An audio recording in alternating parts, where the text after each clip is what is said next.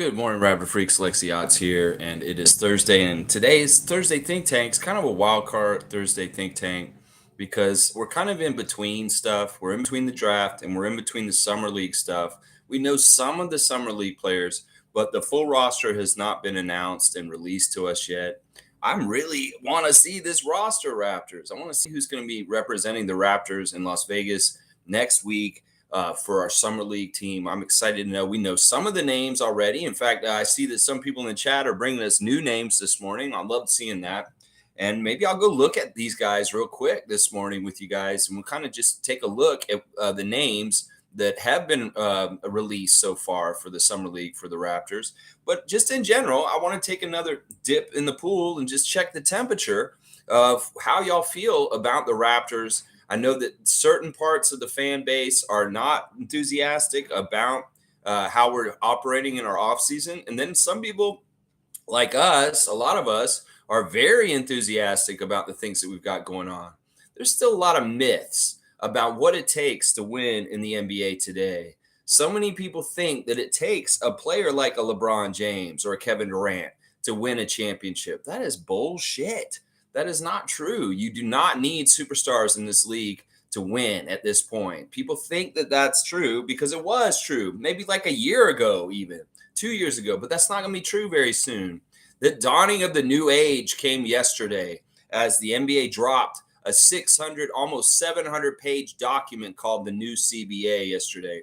And some people have described it as being diabolical, that they dropped such a wordy, long document that the GMs of all the front offices in the NBA got to get real familiar with real quick, with a deadline of tomorrow with free agency starting. In fact, some teams made some knee-jerk reactions yesterday to learning the exact details in the CBA, and they cut people. They did different stuff different ways. Now, we still have some very important things we got to find out today. I've thought maybe we would have heard about it this morning by this stream, but we have not. And that has to do with Thad Young, Delano Banton, and, well, Joe WEEZY we did hear about. They extended the deadline to figure out Joe WEEZY until July the 18th. So he's got a little bit more time, and it's really for flexibility as far as what happens in free agency with what occurs, with what the opportunities come up, that Bobby and Masai may be like, well, we want to jump at that. Well, Joe WEEZY is a player that could be either put on the roster for cheap, or if we really need to go in and get that money from him, he can be cut also. So they agreed yesterday to extend the deadline with him to make the decision by July 18th. Well, that's kind of a tell right there. That tells us that the Raptors are probably going to try and figure this all out in the first 2 weeks of July. And there won't be no messing around, waiting game. In fact, in some ways, the Raptors have been leaders in different areas of different things. As far as like trades and free agency, yeah, people are always waiting for us to do stuff. That's leverage. That's power. Masai and Bobby have power because they wait. Everybody's waiting to hear what's going to happen with OG and Pascal. They want to know. Well, you're going to wait even longer because it builds power in the Raptors franchise as y'all salivate and wait for players like Anunoby and Siakam. So, we're used to kind of setting the tone. As they said, the first domino is dropped. A free agency, Fred VanVleet opting out of his contract. They describe it this way all the time. There's so much talk last year about the Raptors and Kevin Durant and the trade, and Kevin Durant being held up and holding up all of free agency because the Nets and the Raptors just couldn't line it up right to make that deal happen. In some ways, we're power players on the down low because our decisions really affect a cascade of decisions across the whole NBA. And that's why I'm fully expecting when the free agency starts this weekend that we're going to tie things up real quick in a nice little bow fast. We may have taken a long time figuring out our coach recently, but I don't think we're going to dilly-dally when it comes to doing the free agency stuff. And that means Fred and that means Jakob right there. And they get them done right away this weekend. Hopefully it's for $50 million for both of them, and that 30 for Fred and 20 for Jakob. Boom, we're good. Now Vucevic got his contract done yesterday with Chicago. In fact, they probably knew that this is just in their best interest.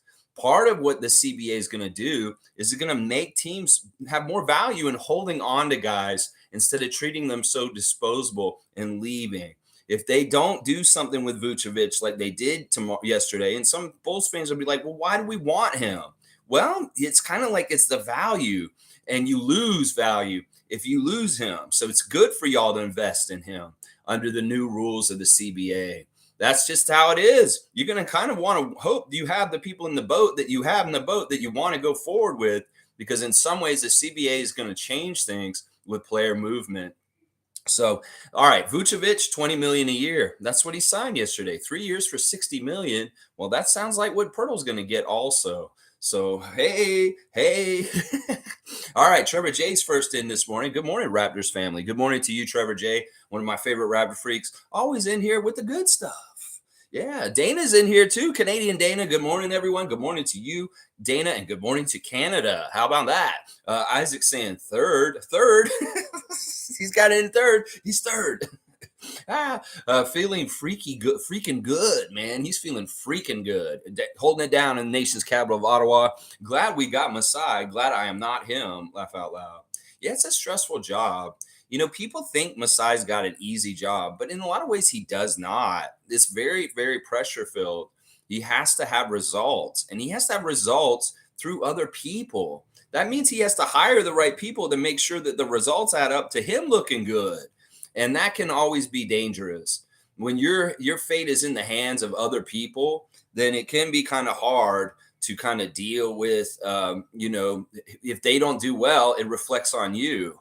So yeah, keeping everything solid like that is really important. And Masai's doing such a good job. Not only does he do so much with philanthropy and Giants of Africa and different things like that, but he really is like a political leader here in Canada and doing other things like that. So there's a lot that he's doing right now. Plus, he gets the pressure from the MLSE board coming down on him, the pressure from the fan base, the pressure from every direction to get his job done. So he just looks so comfortable and at ease because he's a professional. He's good at what he does. And he doesn't give us the signs of just how stressful that job can be. Isaac, I'm glad he's doing that job too. But don't sell yourself short. You might be okay at it too. All right, Iceman, I saw you deleted your message. I still want to see this. Forward 6'7" JT Shumate, Toledo is now on the Raptors Summer League roster. Games are the 7th versus Chicago, 9th versus Cleveland, 12th versus Detroit, and the 13th versus Brooklyn. All right, JT Shumate. Let me go look at him real quick. I've got a page up for him. He's from the Toledo Rockets. He's a forward. He's 6'7", 210 pounds, out of Newark, Ohio. He averaged 16 points last season in his collegiate career, about 5 rebounds, 1.5 assists, and he shot 54% from the field. That's very impressive. His three-point shooting is around, he's fluctuated from year to year. Last year, he shot 41% from three, but he has shot as high as 48% from three. So what we got, a 6'7" guy from Toledo that can kind of shoot, and he has some rebounding. That's an interesting player. It kind of looks like we'll have to see how he is for us. All right, JT Shumate, thanks for the news drop, Iceman like Gervin. Yeah, other guys on our team so far, Desmond Cambridge from Alabama A&M. Wait, no, that's not the right Desmond. That's not the right Desmond. All right, I got to get this right. DJ Hogg, that's somebody I got to look up. DJ Hogg. He is on the Summer League team. He is from the Texas A&M Aggies. He has played in the NBL recently. So he played in Sydney for the Sydney Kings. So he's a little bit older. He's 26 years old, from Columbus, Ohio. So he has a connection with Gary Trent Jr. He's a 6'9". I'm going to guess he's a forward or a center. I don't think he's a center. He's probably a forward. He has G League experience. He played for Wisconsin Herd and Lakeland Magic already. And he spent most of his time overseas since. He's also on the Delaware Blue Coats. Okay, so this guy's got G League experience. He was a G League champion with the Lakeland Magic when they won with Jeff Doughton Jr. a couple years ago. So he's familiar with Jeff Doughton Jr. That's a good thing as far as DJ Hogg. So, yeah, just kind of looking over some of the Summer League guys right now and seeing what the names, what's all about. All right, professionals in here. The professional. The professional. Did you know the iconic Nick Nurse iconic, really, butthole face iconic, maybe. Played ball at University of Northern Iowa from 1985 to 89, appearing in 111 games. He is the school's all-time three-point shooting percentage leader at 46.8%. Yes, I did know this. We've done a lot of trivias on this channel over 2 years. And that was one of the questions. I think that he was like the all-time three-point leader at his alma mater. Yeah, that's impressive. Once again, he's one of these guys that got hurt early in his playing career and pivoted to coaching instead. Him and Trevor Gleason very much share the same story in that way. But yeah, that's good stuff. We know that about that stuff. And remember, he's our champion coach. He's not y'all's champion coach yet. So y'all have some work to do before Nick Nurse is more important to the Philadelphia 76ers than he is to the Raptors. So yeah, it's the same thing with Kyle. Kyle got to the finals this year and did really well this year with Miami, but they're ready to waive him. So his legacy with Toronto will always remain very important, as Nick's will. And I don't know how important his legacy in Philadelphia will be when it's all said and done. Yeah, you keep pushing this kind of stuff. But remember, this guy is still a part of our history more, and he is a champion as a Raptor, not as a Sixer. Tom Duke saying Nick Nurse hats were often worn by our last coach, but never a Raptors hat. Yeah, that's a really good point, Tom Duke. That speaks to kind of an ego right there, doesn't it? Doesn't it kind of a little bit? Tom's also saying Dobro Jutro, good morning in Serbian. I love this. Can I get different language instructors? I have Nameless teaching me Italian for about a year now. Tom, can you teach me Serbian? I feel like that would be a very valuable skill with our new coach, DARKO, to learn some Serbian. So thank you. Dobro Jutro. Thank you, Tom. Good morning to you in Serbian also. Fizz. That's right. Oh, let's bring that up. The fizz. Crinkly. The effervescence. The freshness of a new can of pop that you just crack open.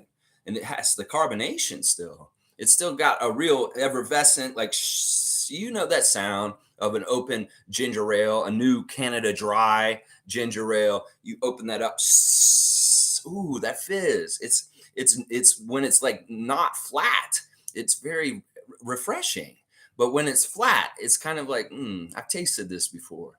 Yeah, this might be good for my upset stomach, this flat ginger ale, but it doesn't have the same pop or fizz like a new can of ginger ale opened up. Yeah, fizz. That might just be shorthand for what we're going to say with this one, Tom Duke. We'll just say fizz.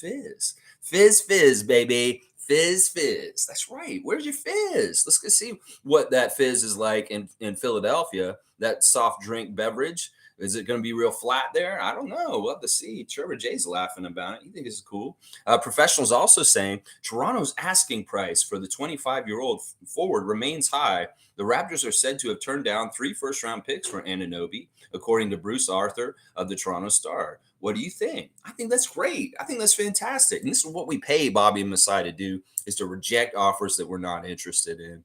Once again, this has been a saying that's been going around on the YouTube Raptors content makers. A bird in a hand is worth 2 in the bush.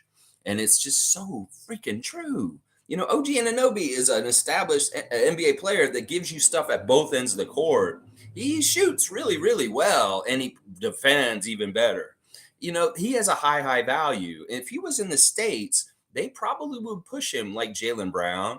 They probably push him like Jason Tatum. But he plays for Toronto.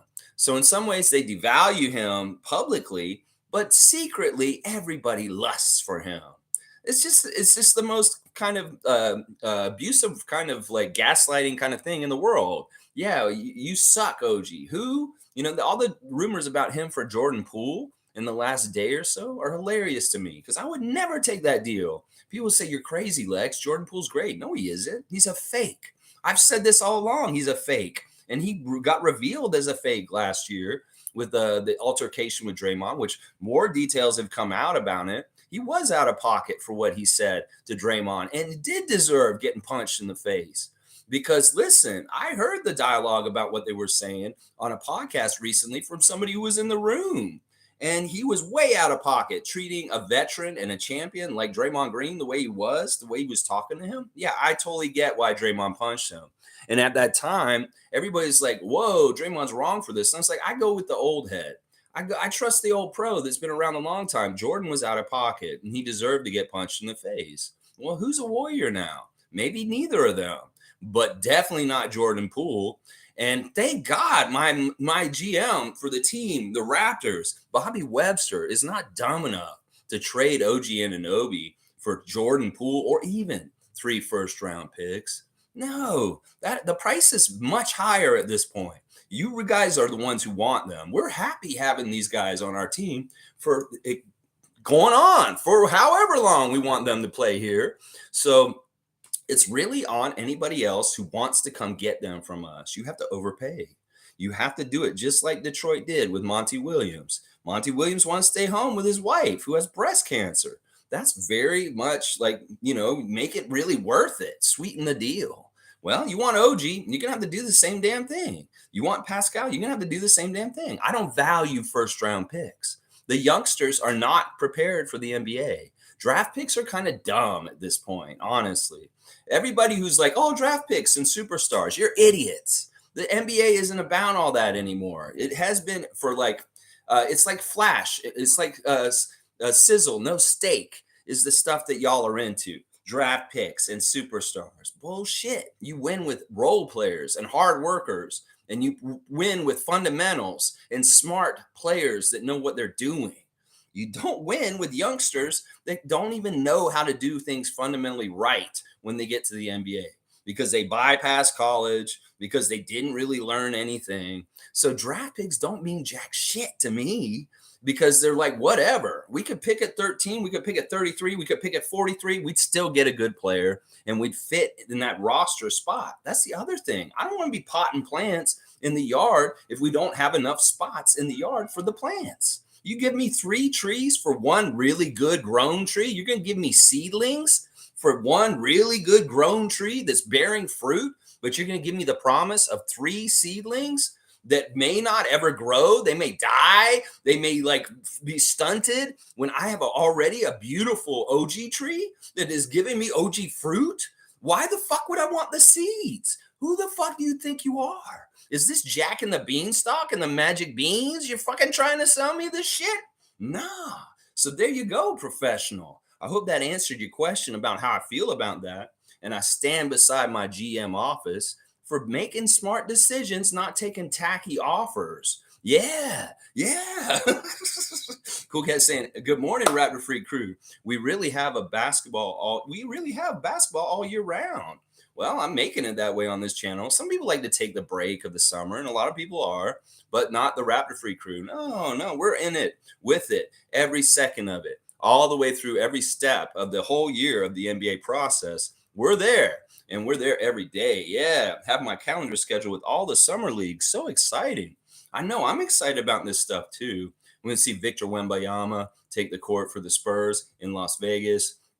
Going to see so much young talent. I'm excited to see Marquise Noel playing in that Raptors jersey in the Summer League. Of course, we want to see our young Grady get out there and start getting the reps and running up and down the court, all kinds of stuff like that. It's very exciting. Summer League is its own little thing.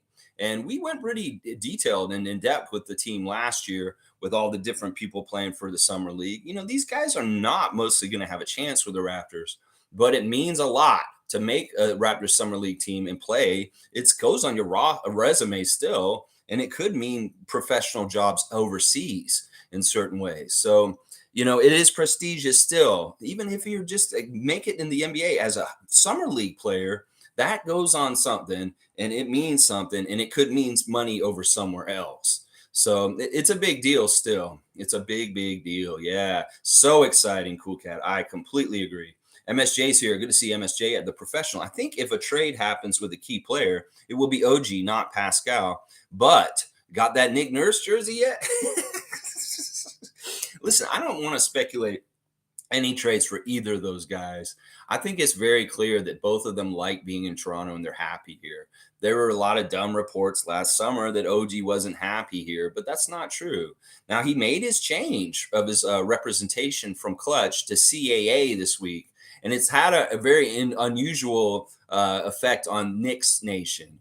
Knicks know that there's a connection with their GM with CAA, and they're just putting, does that mean OG is going to become a Knick? They're getting really crazy with this idea, and they really like it. Once again, it shows everybody wants our fucking guys. Everybody says the Raptors suck.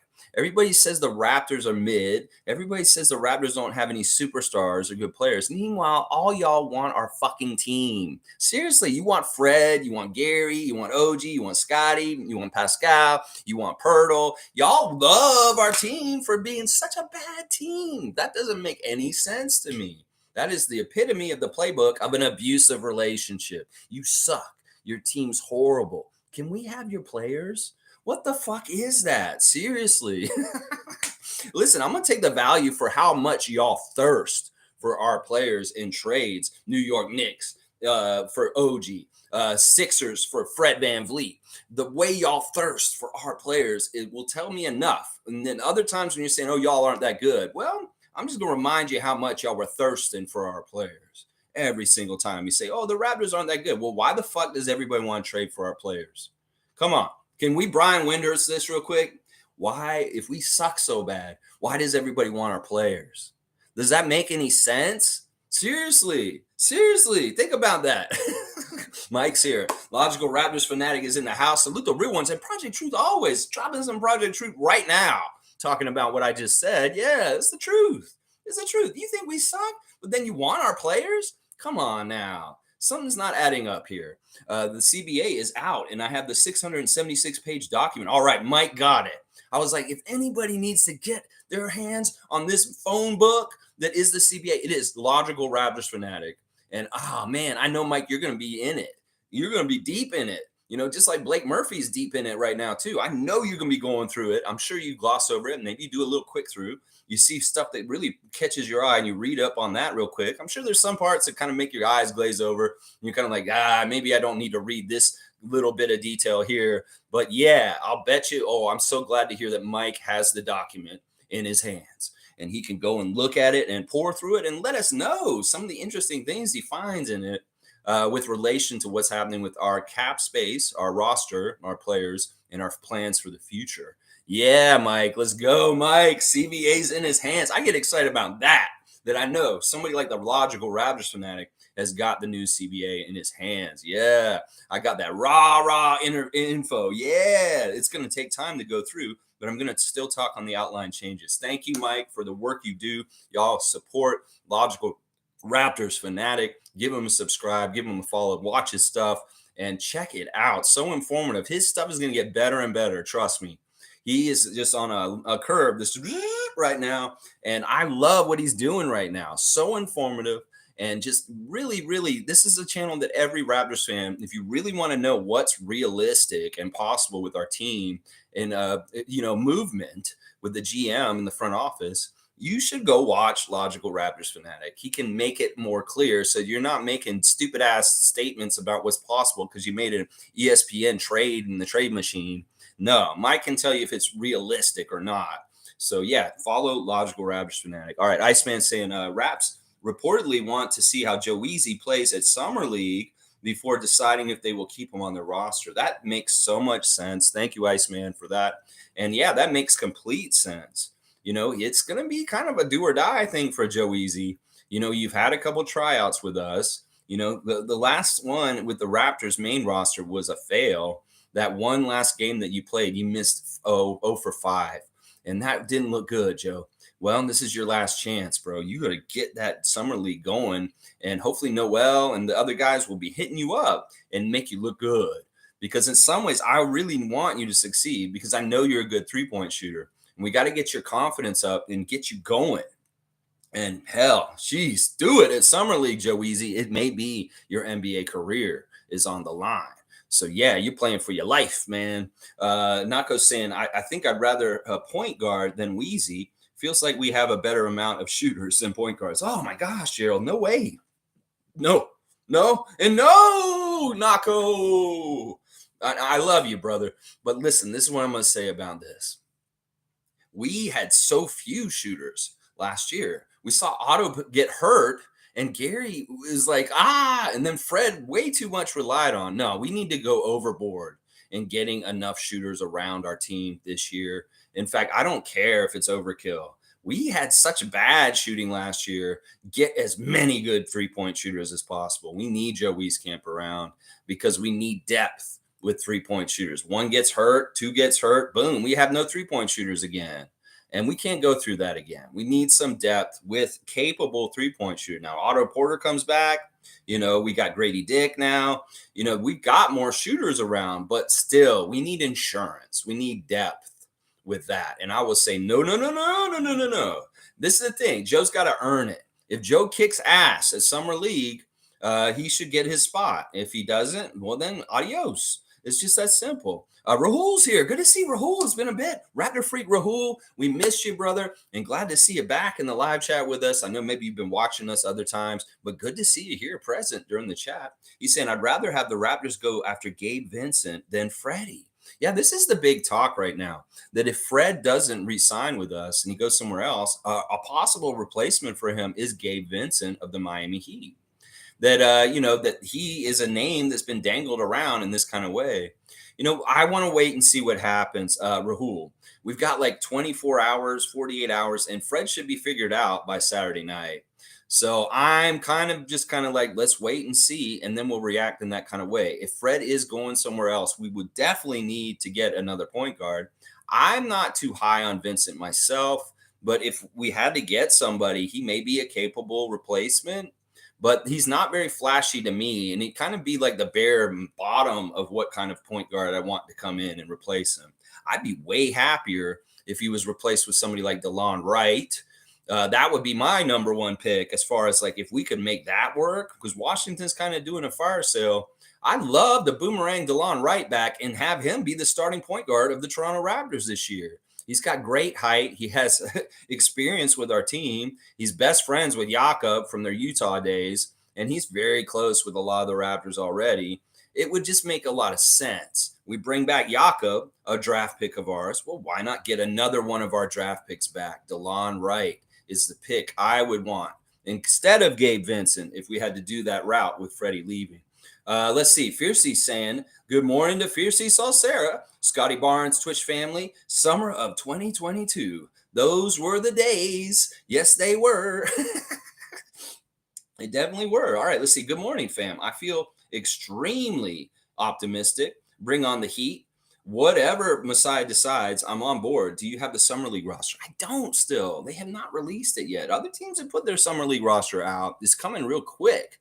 I think that this may be partly because of the lateness of getting our coach together. And now the coaching staff is kind of getting thrown together slowly but surely. Well, maybe everything's a little bit rushed or a little bit behind just because of the taking so long with the coaches search this summer. Who knows? I don't know.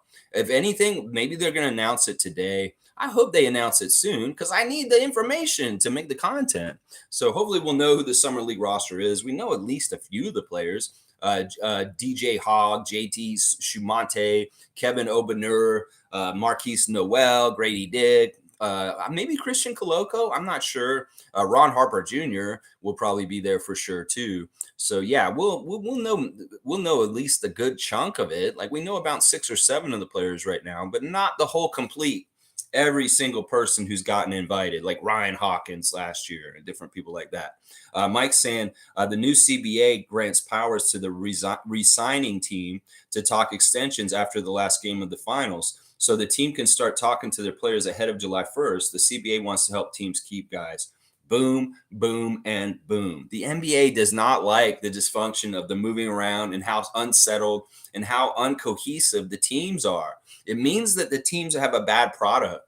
The NBA is not as interesting or good to watch because the quality of the games aren't as good because guys are still feeling out each other or learning each other. There's no cores for like 5-6 years, and the NBA realizes this is a problem.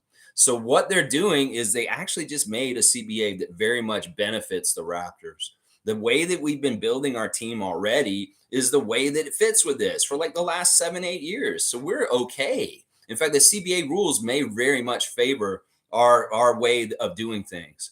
Other teams may not favor it at all. They're like doing quick things and trying to do fast ones with different things, with signing people in this way and this way. They really wanted to cut out this kind of bullshit where teams will get like 3 superstars and then they get a whole bunch of crappy players and then even get some good players and they play them even less. There's all kinds of rules to control some of this stuff at this point.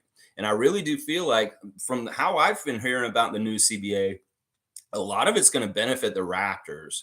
That our franchise in particular is going to weather a lot of the changes in the CBA better than other teams, because we've ran things more correctly and we're doing things more the way the NBA would like teams to do it. Other teams may be, outlaws doing crazy shit, and they're like, "Nah, you ain't doing this anymore, Phoenix. Yeah, get your Bradley Beal real quick, but that's the last one. July the 1st, boom, it's all over. Closing that shop. You better do it by our rules now." And I love that. I mean, seriously, what Mike just said, it grants powers to the re-signing team. Well, you keep your bird rights, you keep your players, you keep them around. Well, that makes it easier to resign them within it all. And I love that. I love hearing that, Mike. I had a feeling that this was in it. And this is part of the reason some people are freaking out about it. The people that love talking about trades and all this stuff. Well, it may be a little tougher to realistically talk about these trades in the future, because things are a little bit tougher to move around at this point. Yeah. Nameless is saying, "Good morning, you beautiful freaks. You beautiful freaks." Good morning to you, Nameless. Always good to see you, my Italiano teacher. Yes. Fiercely saying that the professional. Unfortunately, this is not a flex, considering our team struggled last year. As a 3-point expert who also wrote a book, no comments. Yeah. I've been very much on record that I don't buy into the Nick Nurse shooting guru myth. I don't buy into it. I'm sorry. I saw it up close, real close. And if this guy's a shooting guru, man, why did he have Lethal Shooter come in and we still couldn't get our shit right last year? We had Lethal Shooter came into the team and shot around with us. We have the Noah system. And this man has an app that will tell you how to shoot better. None of that helped. None of that helped at all. Yeah. Listen, professional coming in here flexing about Nick Nurse at this point, it's like, whatever. It's kind of funny. And, with this is what the Sixers Nation needs to lord over us. We stole your coach. Okay, you can have that. And you can have him too. I'm fine with it. I'm fine with it. MSJ saying Gabe Vincent idea could be good. The 80 million from the Rockets for 2 years seems steep. I don't know if it's real, but if it is, I doubt the Raptors match that number. Lots of good guards out there. Yeah, there's no way. Like, seriously, we kind of all agreed on this on the Facebook chat last night, that if this is a real deal from Houston, Fred doesn't want to go to Houston, first of all. They're going to have to overpay him. It'll really be like, I'm getting 10 million extra more to mess around with these youngsters in Houston.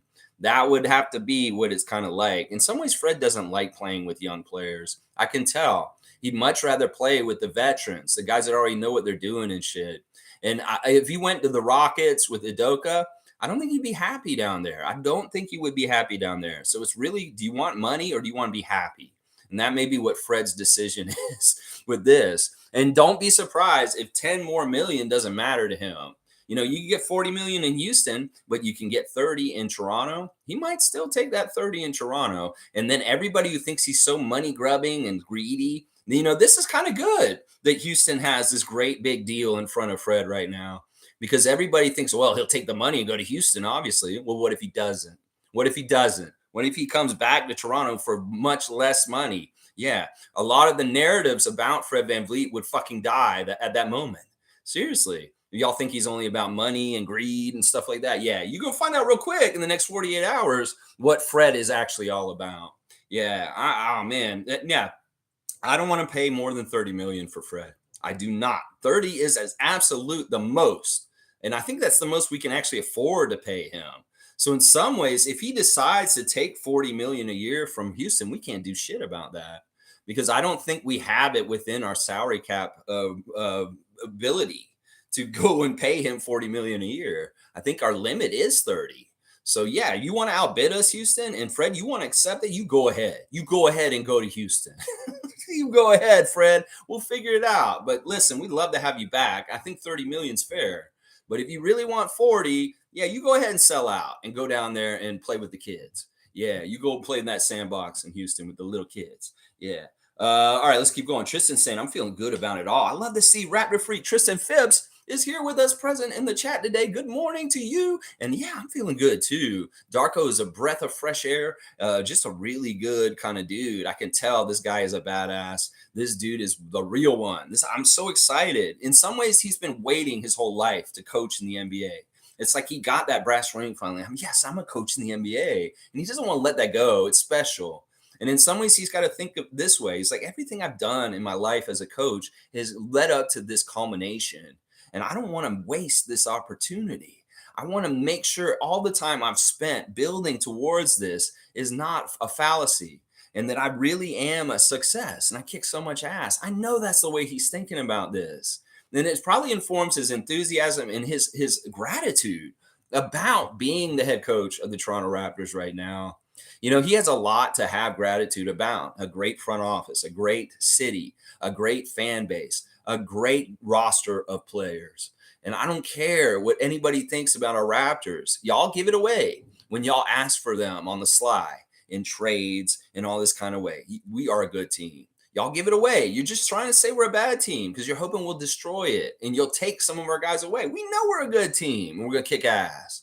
And Raptors fans that don't think the Raptors are very good, well, you just saw a very poor Nick Nurse coached product last year. And don't be surprised when the Raptors make a leap this year with better coaching and a better direction and a better usage of our personnel. Nick didn't use our personnel right. He just did not. Fiercely saying some people know how to do the job, but not how to teach the job. Nick is a prime example. Yeah, well, his body couldn't do it. He actually did get hurt, and it did take away his physicalness to be able to play basketball at any level that like is competitive. And I get it. You're saying those that cannot do teach. Yeah, I mean, I get it. In some ways, that's true. But I don't know. I think that Nick is a good coach. He is a good coach. Listen, I hate him right now, and I've been putting him down, but he is a fantastic coach. He is a Hall of Fame coach. He's a championship coach, and he is an important part of our history. But I don't know. I get what you're saying. This is like those who cannot do teach.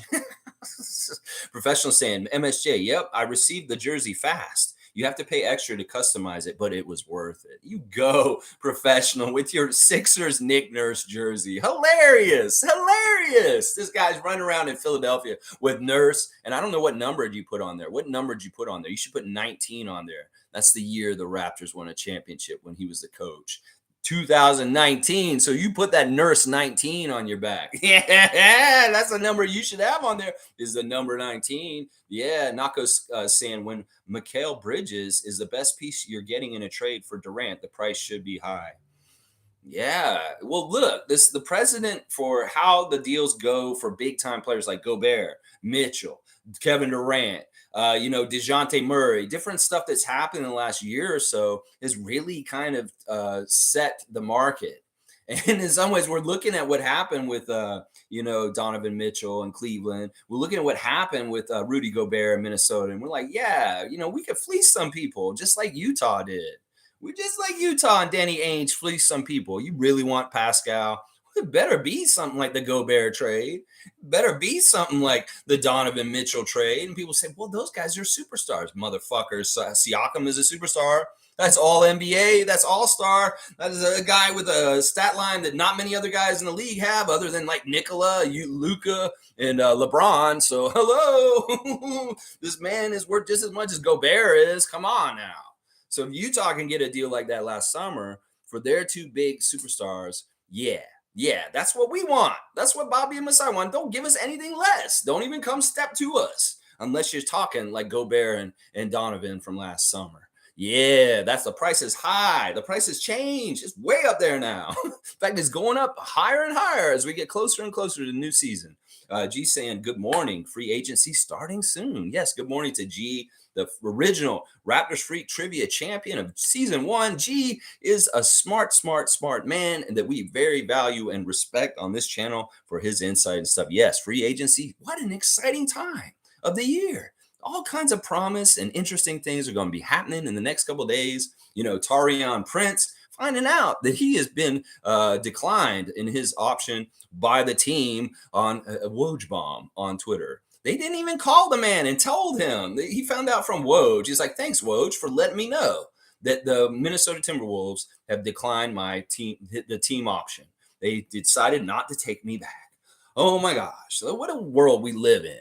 That Woj is the bearer of bad news for NBA players through the Twitter, getting it just the same time as all the rest of us. Crazy. Randolph Phillips is here. Blessings, beloved Raptor freaks, most informative game. Good morning, y'all. Raptors picked up a couple of promising guys for Summer League and hopefully our 905. Yeah, you know what? I feel like they're dropping stuff right when I get on the air these days. 9 o'clock, put everything on 9 o'clock because that's when he gets on there. So who knows? We'll have to see. Oh, Dallas is looking like they want to get Prince from Minnesota now that he's been dropped. There's a little post there. But yeah, I'm not going to go look it up and see I'll find out all the stuff and I'll bring it to you when I got it. Van Hoot's here. Good to see Kenyon. Feeling great. Samson Pod dropping today. Awesome, Van Hoot. You did something with Samson Folk? Good stuff, man. I'll be looking forward to seeing what you did there on Basketball Rewind. Give him a follow. Basketball Rewind, another great YouTube Raptors related channel. So check out Basketball Rewind with Kenyon. MSJ saying 1986 basketball at the University of Northern Iowa was peak all-world basketball, to be sure. I love the sarcasm just dripping from MSJ's comment here. It's just peak all-world level basketball going on there. Yeah. Legendary guard play that will not soon be forgotten. The professional. Wow. I hope you enjoy it. Yeah, I mean, listen, Flex are, you may not even know this professional. He was also a pole vaulter. Yeah, go look into Nick Nurse's pole vaulting history. And I believe he also played football. So there's more you can brag about. You want me to tell you more? He's a pole vaulter. He's real good at holding the long pole. Yeah. All right. G saying interesting stat came out. Highest and lowest field goal percentage on layups in 2023. 300 plus FA. Ha. I don't understand that stat, but thank you, G. Mike saying, I saw multiple people retweeting that $83 million offer, but the credit of the quote changed in some of them and never found the original tweet from someone with credit. Grange things said it's not there yet. I don't know. Whatever it is, it's good for us because in some ways, sure, they think they're inflating his value.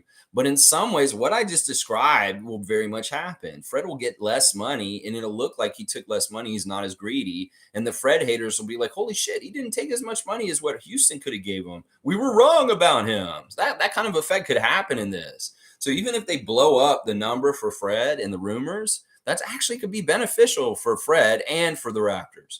So, it's ridiculous. Seriously, they have to pay that much to get somebody to go to Houston. And like Greg said, something like, they may be not smart going to Houston because down the road, they may be trading him away down the road. And it's like there's no loyalty because in some ways, they're going to be a real weird flux with the Rockets franchise for the next couple years. With all their young players, they're going to have to suss out which ones they want to really invest and keep around. And then some of them be going in trade packages. And Fred could get signed to a huge contract down there. And all of a sudden they want to go in a different direction. Boom, they send him to like Sacramento or some other team just out of the blue all of a sudden. So in some ways, he controls his destiny more with the Raptors than any other team. He could go to any of these other teams in the NBA and they might have no loyalty to him and turn around and trade his ass behind his back without him even knowing. This in the down low is another reason why he values being a Raptor. Because the communication with him and Masai and Bobby is really good. And he trusts them to a degree. Is he going to go down in Houston and trust the GM of the Houston Rockets like he trusts Masai? No, we won't. So there's some things that money is important, sure. But there's some things that are just as important as money. And some people don't value money as much as they value trust and loyalty. And that's the thing people are going to realize about Fred real quick.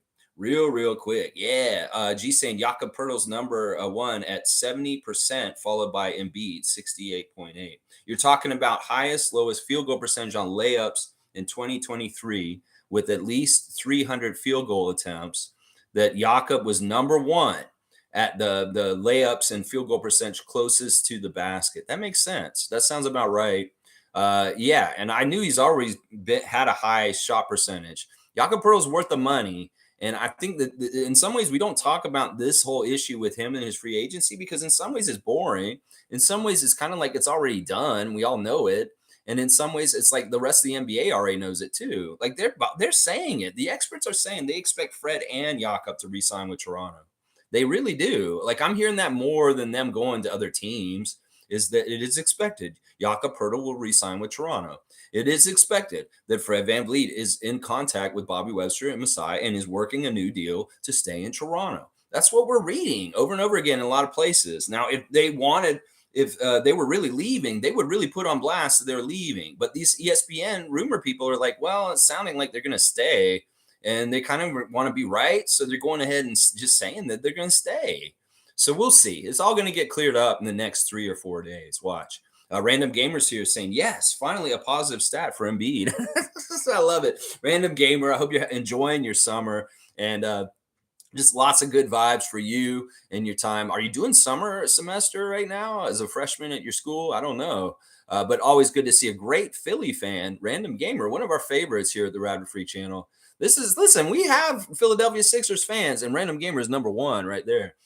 G saying Jokic was third at 68.5. Must feel good, Random. Yeah, okay, so there you go. You got Jakob, Embiid, and then Nikola at the top of that list. I love it. Look at Jakob being at the top over those two MVP candidates. Fantastic stuff. G saying Siakam was seventh at the league with 64.5%. I love the Raptors represent in the top 10. I love that, G. Thanks for these stats. All right, I'm glad I read on more. I understand your first statement at this point. Yeah.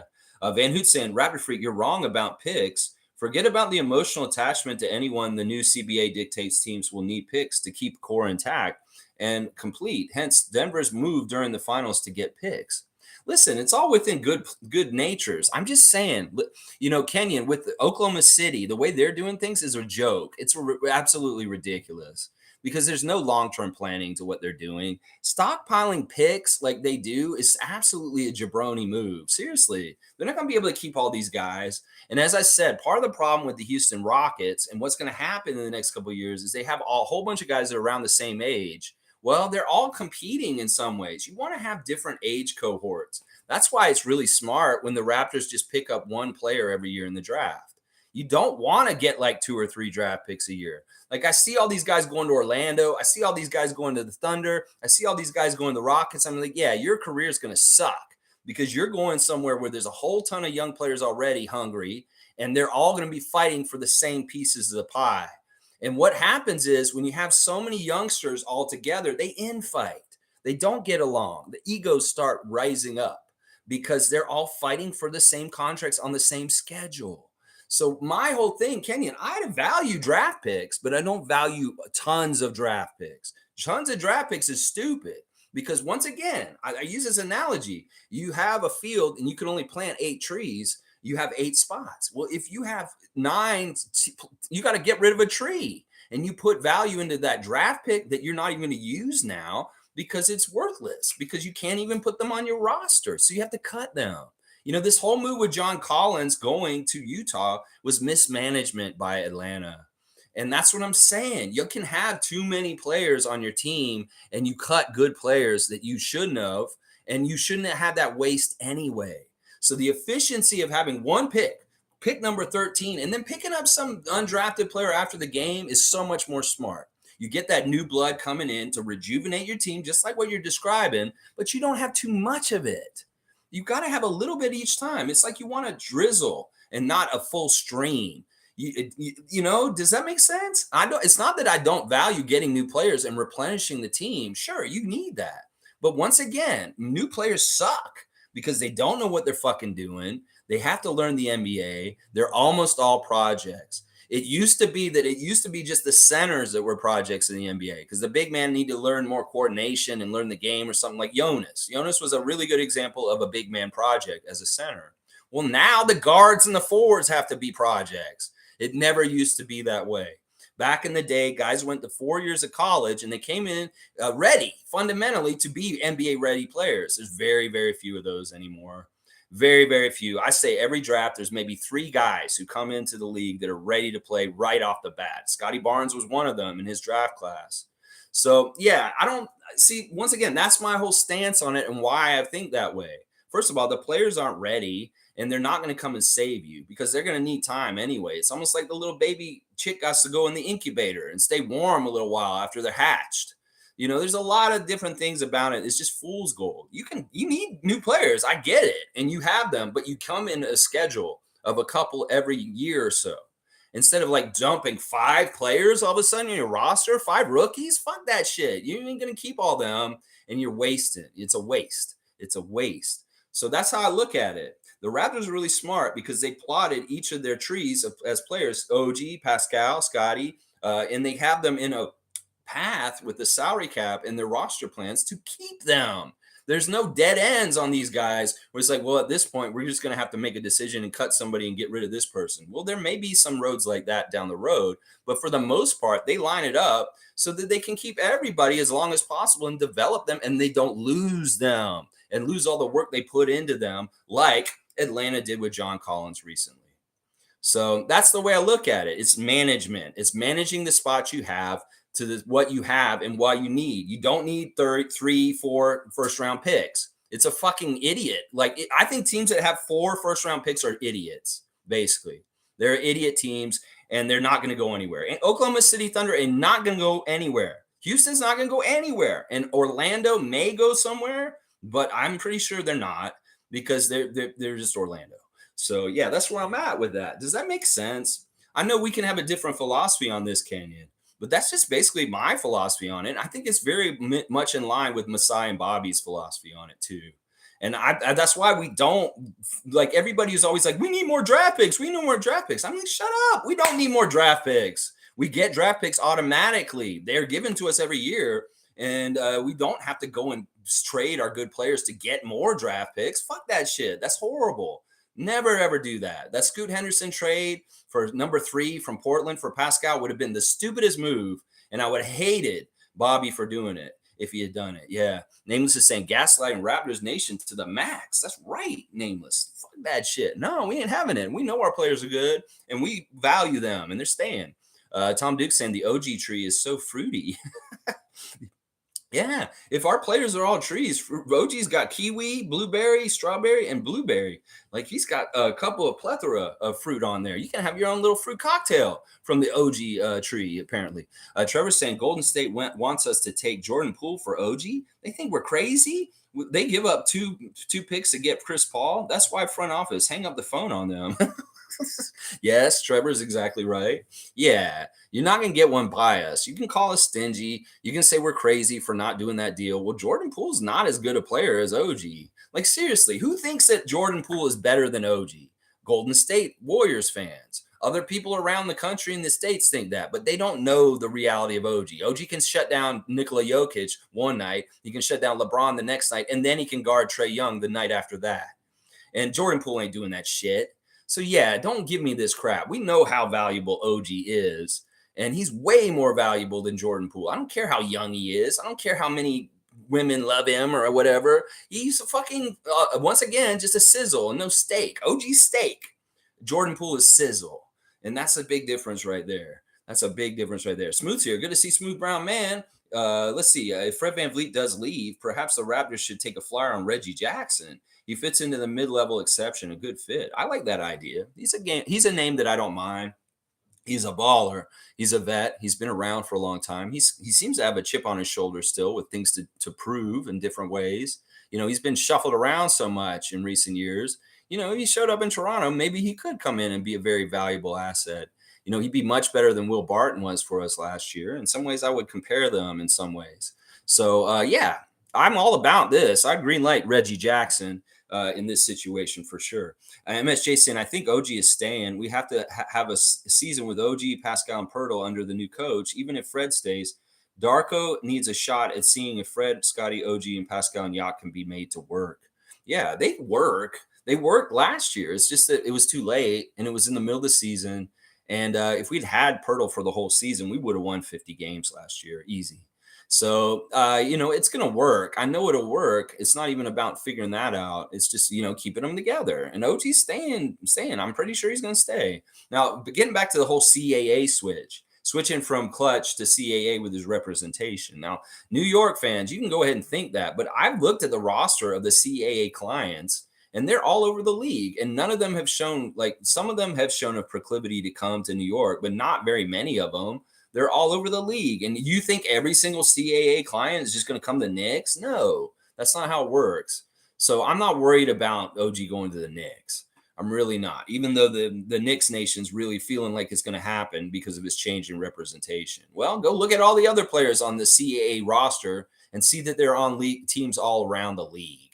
It doesn't mean just because you join that representation group, you're going to the Knicks. Come on. So crazy, man. Who's saying, that isn't me wanting to move Pascal, but just pointing out picks are very important. At the end of the day, it's a salary cap sport with restrictions, plus too many people poop on the youth league wide. Listen, because they suck, dude. Seriously. I've watched the NBA for so long, and the youth, the kids coming into the NBA are the worst that they've been ever as a whole. Seriously, I have no faith in young players anymore. They're not taught how to shoot. They're not taught how fundamentals work. They just live in highlight culture. All that matters to them is fancy dribbling and dunks. These motherfuckers aren't learning the basics, the defense, how to dribble correctly, how to shoot correctly. And that's the problem, Kenyon. I don't have faith in youngsters learning how to play basketball correctly by the time they get to the NBA because of the youth movement of coming straight from high school. Because in a lot of ways, these guys like Grady just goes to Kansas for 1 year. Well, he stays with Bill Self for 2 more years like it used to be. He'd be a totally different player 2 years from now. So it's really the rules changes and how young they come in and how unprepared they are. This is just the damn truth. And you can ask anyone around the league. You can ask old players. You can ask the announcers. The players are coming in the most unprepared in the entire history of the NBA right now. Right now. So forgive me for pooping on the youngsters because they're not very good. Fundamentally, they're not ready. They're just not, Kenyon. It's just the damn truth. Seriously, they're not good fundamentally. That's why Houston's a trash dump. Because they have players that don't know how to play the game correctly. They just go out there and do flashy dunks. And, that Houston fans want all that kind of sideshow flying circus, go ahead. But it's not going to win championships. Fundamentals, being a good, sound basketball player wins. And Scotty's that kind of player. He's the exception to the rule. And that's some of the things. I'd much rather the Masai and Bobby pick one guy who's fundamentally good out of the whole crop of all the players coming out. Now, Grady, in some ways, is that guy also.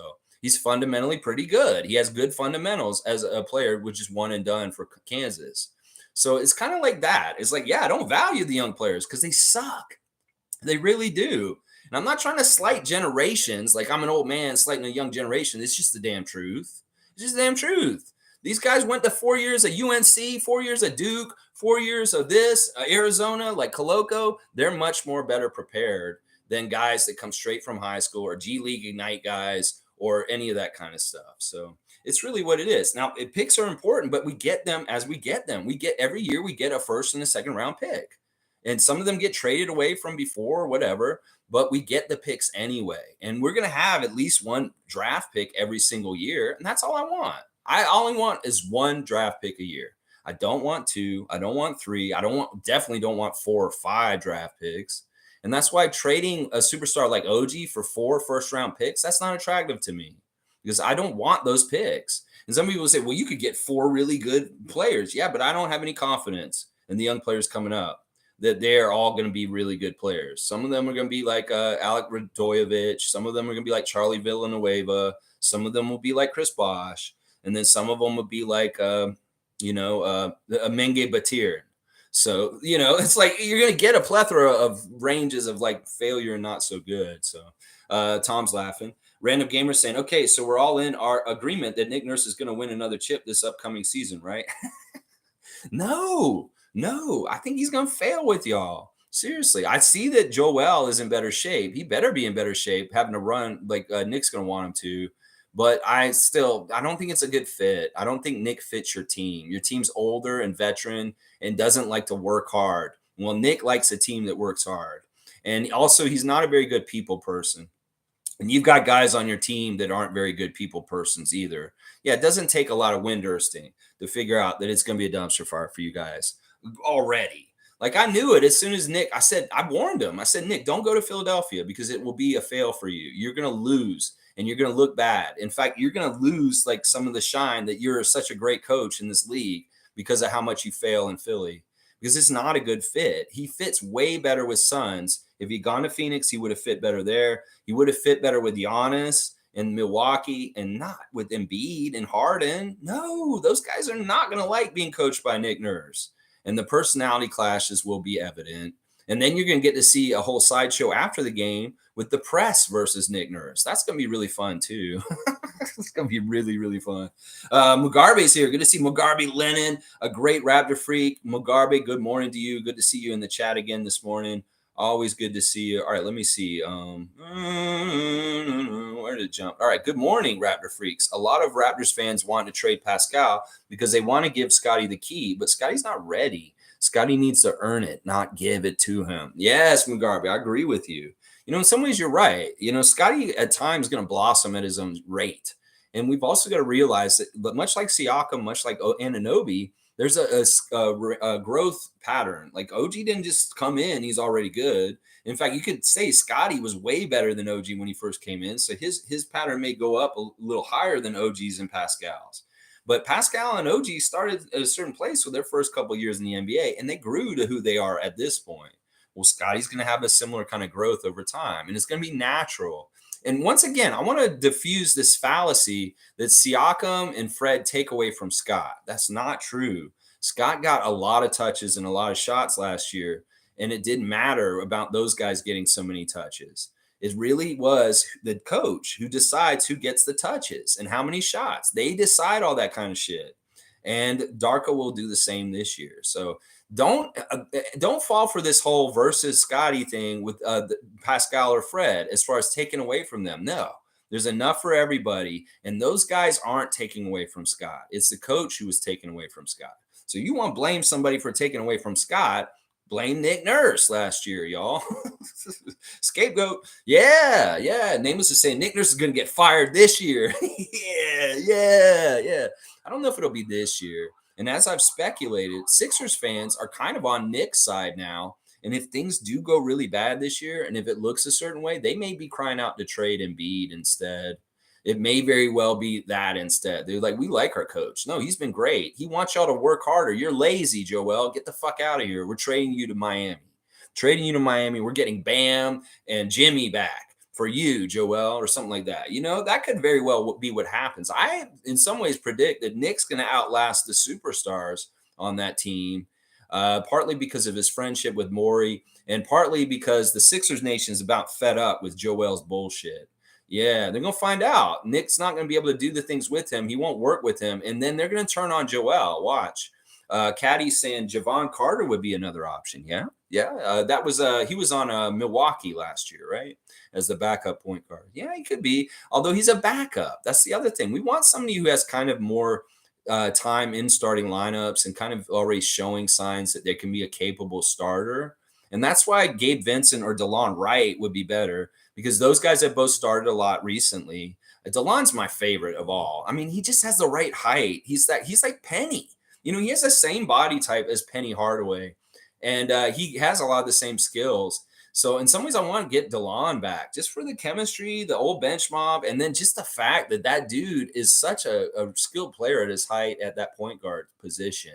And in some ways, he doesn't have to be a very heavy point guard. He can be sliding over to being a combo guard and letting Pascal and Scotty operate as the ball distributors instead of him.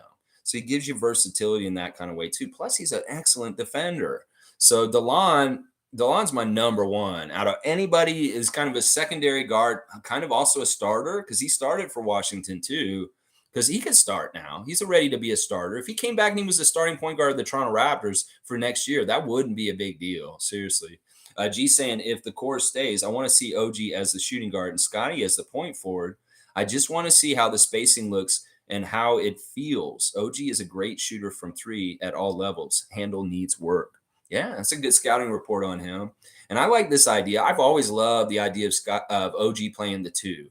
I think that I've cried out from the Tampa year when he was playing center at times. I was like, he should not be playing center. This man should be playing two. You're playing them at five because we have no big guys. And I hated that. That's not good for OG's career.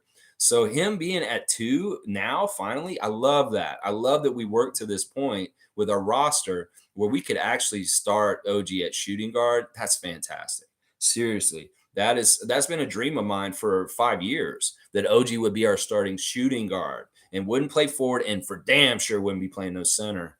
Nameless is saying Philly got our old head hand-me-downs. That's right. In some ways, this is really what it is. Seriously, Philly, you go ahead and feel good about getting our hand-me-downs. That is exactly right. Seriously, you got Rico and Nick, some hand-me-downs. Random saying, I just realized the first game between the Sixers and Raptors in Toronto. What if they play a montage video for Nick Nurse and they show that Kawhi shot? Laughing my ass off. That would be so awkward having to watch that again. I hope they do that. I really hope they do that. I really, really do. This is going to be a weird season no matter what. The whole factor of Nick being y'all's coach now is just going to be really, really surreal and strange. And the Philly-Toronto games are going to be marquee matchups. I'm sorry. I know for a fact that the NBA is going to put our games on national television down there, that they're going to really want to show Nick versus Toronto. That's good TV, seriously. So I fully expect Philadelphia and Toronto games to get national coverage in the United States. Trevor saying the Raptors is like a beautiful girl that 2029 other guys want, but stab her each other in the back to get her. I love it. I love it, Trevor. That's a good analogy. I love it. Wayne saying test. Yeah, you're in here, Wayne. I see you. I see you. Don't worry. I got you. Tom Duke saying random gamer. That will probably happen and will be a mix of booze and respect. I hope they do that. Please, Raptors in-game ops. If you're going to put a package together for Nick Nurse, make sure you get that Kawhi shot just to rub it in a little bit on top of it. Nick won't mind because obviously he was a part of the good side on that side. But it'll be kind of funny for Philly fans in different ways. Yeah, I love that idea, Random Gamer. In fact, I hadn't thought about it. And the fact that it came from a Sixers fan's mind, I love it. Let's get the suggestion into the Raptors in-game ops for a nice little tribute to Nick. We will do that. We've been known to do that for former Raptor people, to give them a little video tribute on the wall. Yeah, we'll see how it goes. We'll see what it's like. This is going to be good. Tom Dick saying, so awkward. Nick is a strong and capable man and will weather any criticism. Yeah, he is in some ways. Although he has a tell. If he's getting pissed, you can tell he's getting pissed. He gets a little like that. He gets a little bit like that. Professional saying, Fiercey Salsera, you know what they say? You can lead a horse to water, but you can't make him drink. Nick Nurse can only pull off so many miracles in Toronto now. It's time to bring that magic on home. Well, we're going to find out if Nick Nurse is for real and he is really such a magician, or he just kind of rode the coattails of Dwayne Casey to a championship, and Kawhi Leonard, the timing of Masai's beautiful, masterful GM moves. And he just happens to be somebody who cleaned up in an opportunity moment from getting that coaching job and just kind of completing the job that Casey did in some ways. So, yeah, you go ahead and think that. We're going to have to see. We're going to test this Nick Nurse magic that you're talking about. I don't totally believe in it at this point. Over the 5 years of seeing him coach our team, I've seen the patterns of what's going on with him. And yeah, it's going to be real interesting in Philly this year. It's going to be real interesting for sure. Van Hoot saying, we can afford to pay Fred and Yacht $44 million total between the two.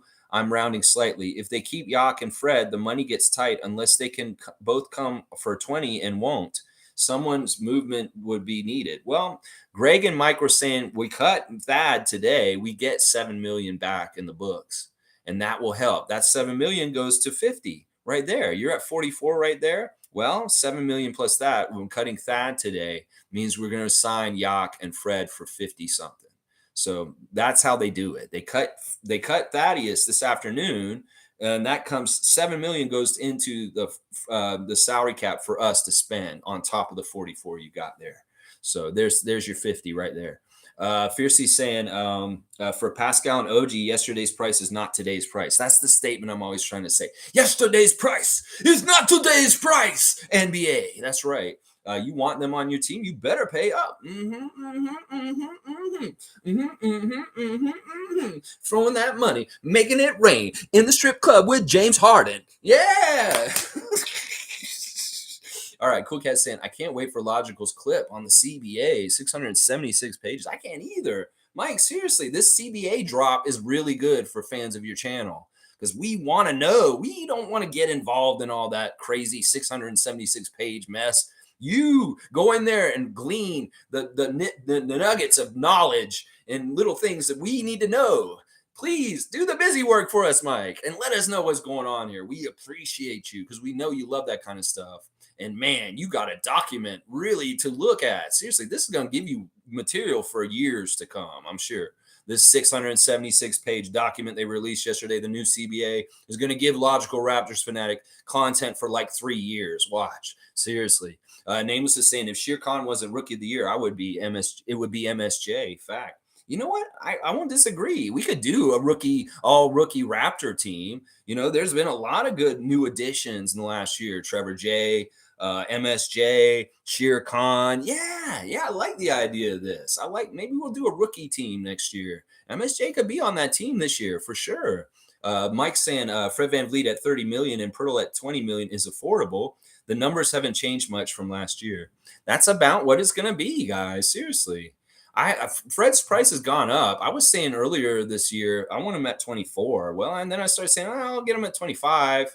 All right, 26, 27. All right, 30. So Fred's price has gone up a little bit. It has changed a bit, but Jakobs has stayed right at 20. And I think that's just a big man price. Vucevic, yesterday, 20 million. That's the big man price. And in fact, because of the way the CBA is now, it could very well be that teams kind of have a center 20 million a year kind of contract pocket for like that spot on their roster. Well, we need a center. Well, where's our 20 million a year center? Is it Pirtle, Vucevic, whoever it is, you know? Let's see. Kenyon saying at Logical Raptors Fanatic, Dan H. and Blake Murphy outlined that it is affordable, but you have to move someone, especially if you want access to the non-player MLE. I too study the CBA. Thank you. All right, Kenyon, you get in there too. I want to hear what you have to say about it too. Mike's just my guy. I've been really enjoying Mike's breakdown of really, really difficult documents in recent years. So yeah, I would love to hear your stuff on how you look at the CBA also and your content coming out also, Van Hoot. You know, there is a little bit of wiggle room. They'd have to do a little bit of thing. That's why they got to talk about Joe Wieskamp. They got to see how he does in Summer League because he may be that extra little bit that we need on top of Thad getting cut today and all that. You know, Delano's another one. We got to see what happens with him today. Hopefully only good things. Now, Delano's in Miami. So I don't know if that means anything, but he's not in Toronto right now. And I don't like that in some ways because this is an important day for him with his deadline. And I kind of want to see him in Toronto. Maybe he flew back last night. I hope so. MSJ saying at the professional, I hear you, but do you really think a Harden and Embiid team can beat Boston, Milwaukee, or the Heat if they get a shooting guard? I tend to think not. I think the Sixers are a fringe chip team. I'm going to say this, MSJ. I don't think any of these teams should be penciled in to think that they're a champion or anything. I think the Denver Nuggets taught us that nobody should be thinking, oh, we're just championship caliber. And I think that the level of teams that can actually go and get the championship is actually much wider and more spread across than, say, like 3 or 4 teams that are kind of the elite of the league. I think the Porzingis move was a fail by the Celtics, and they're actually going to fall to a lower level in the league because they got Porzingis and they moved smart. So I'm already downgrading the Celtics for next year. The Sixers, I think the Nick Nurse move is a fail, and that is going to downgrade them from their success in this last year. Milwaukee will be interesting. I think Milwaukee's going to be okay in a lot of different ways. I think Griffin's going to be very successful. I think him and Giannis are going to do really well together as a partnership, as a player and a coach. And then who you mentioned, the Heat? Yeah, the Heat had their window just close. at the end of the finals. You're seeing it with how desperate they are with the talk about trying to get Dame Lillard, trying to move Kyle for like Bradley Beal or Chris Paul and all this kind of weird shit going on with Miami. They're desperate because they know that their team's all screwed up. And I have no faith in any of those teams other than Milwaukee next year. I can't say any of them are chip contenders for sure. The only one I can probably say is Milwaukee. The other ones, I think that they have dysfunction and weirdness coming to them this year. Seriously. Let's see. Nameless is saying, correct. I'm somebody who also values trust and loyalty over money. Money is volatile. I don't care much for unpredictable. Boom. Yeah, there you go. You want something solid. This is the classic case. You sell out or do you stay true to yourself? And that's what we got to find out with Mr. VanVleet. Mike saying Van Hoot. Okay, I have seen their work. They have great stuff, but access to an extra $4 million of salary signing space, we didn't use the whole MLE even last year, isn't an issue when you have spots filled. There you go. Mike knows. He knows his shit inside out. And that's the thing. Like he's saying, we didn't fully use the MLE last year. There's ways to do this. And I know Bobby and Masai are geniuses with this kind of stuff, and they really, really do know what they're doing. Van Hoot saying you could punch up at 32, but above that, it gets tough, especially given that our ownership is seen as cheap. Anyway, ain't going back and forth on this. Cheers. You may want the MLE to build depth. Yeah, I agree with that. I like that. No, there's no going back and forth. We're just sharing ideas, and we very much do value your opinion and respect it. I may differ with you on the whole draft pick kind of mentality, but listen, man, I love your contributions and what you're saying here. Don't ever think that it's an unfriendly conversation. This is definitely very much valued, and we respect what you're saying, Kenyon, for sure. 32 with Koloko was a steal, was value. We got a good rotational player in the second round. And in some ways, if we had a first round pick that year, that might have screwed things up a little bit in some ways. It's a weird thing. I know that everybody wants more, but in some ways you want just what you got in quality. In quality, you don't want to be like Oklahoma City where you have buckshot. You're shooting buckshot at the NBA draft, and you're just like hoping somebody will hit. Well, maybe most of those guys would hit, but because the environment you built, none of them can do anything because it's too messed up. So I'd much rather develop guys and give them the nurturing and individuality of being like, you're our pick this year, Grady Dick.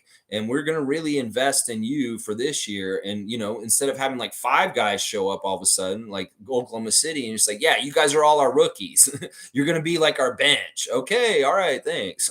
It's like that kind of stuff. It just drives me nuts how much people overvalue draft picks. I really, really do believe that's a problem in fan nations around the NBA, that they really think the draft picks are just the only way to do it. Well, professional saying Nick Nurse was a born coach.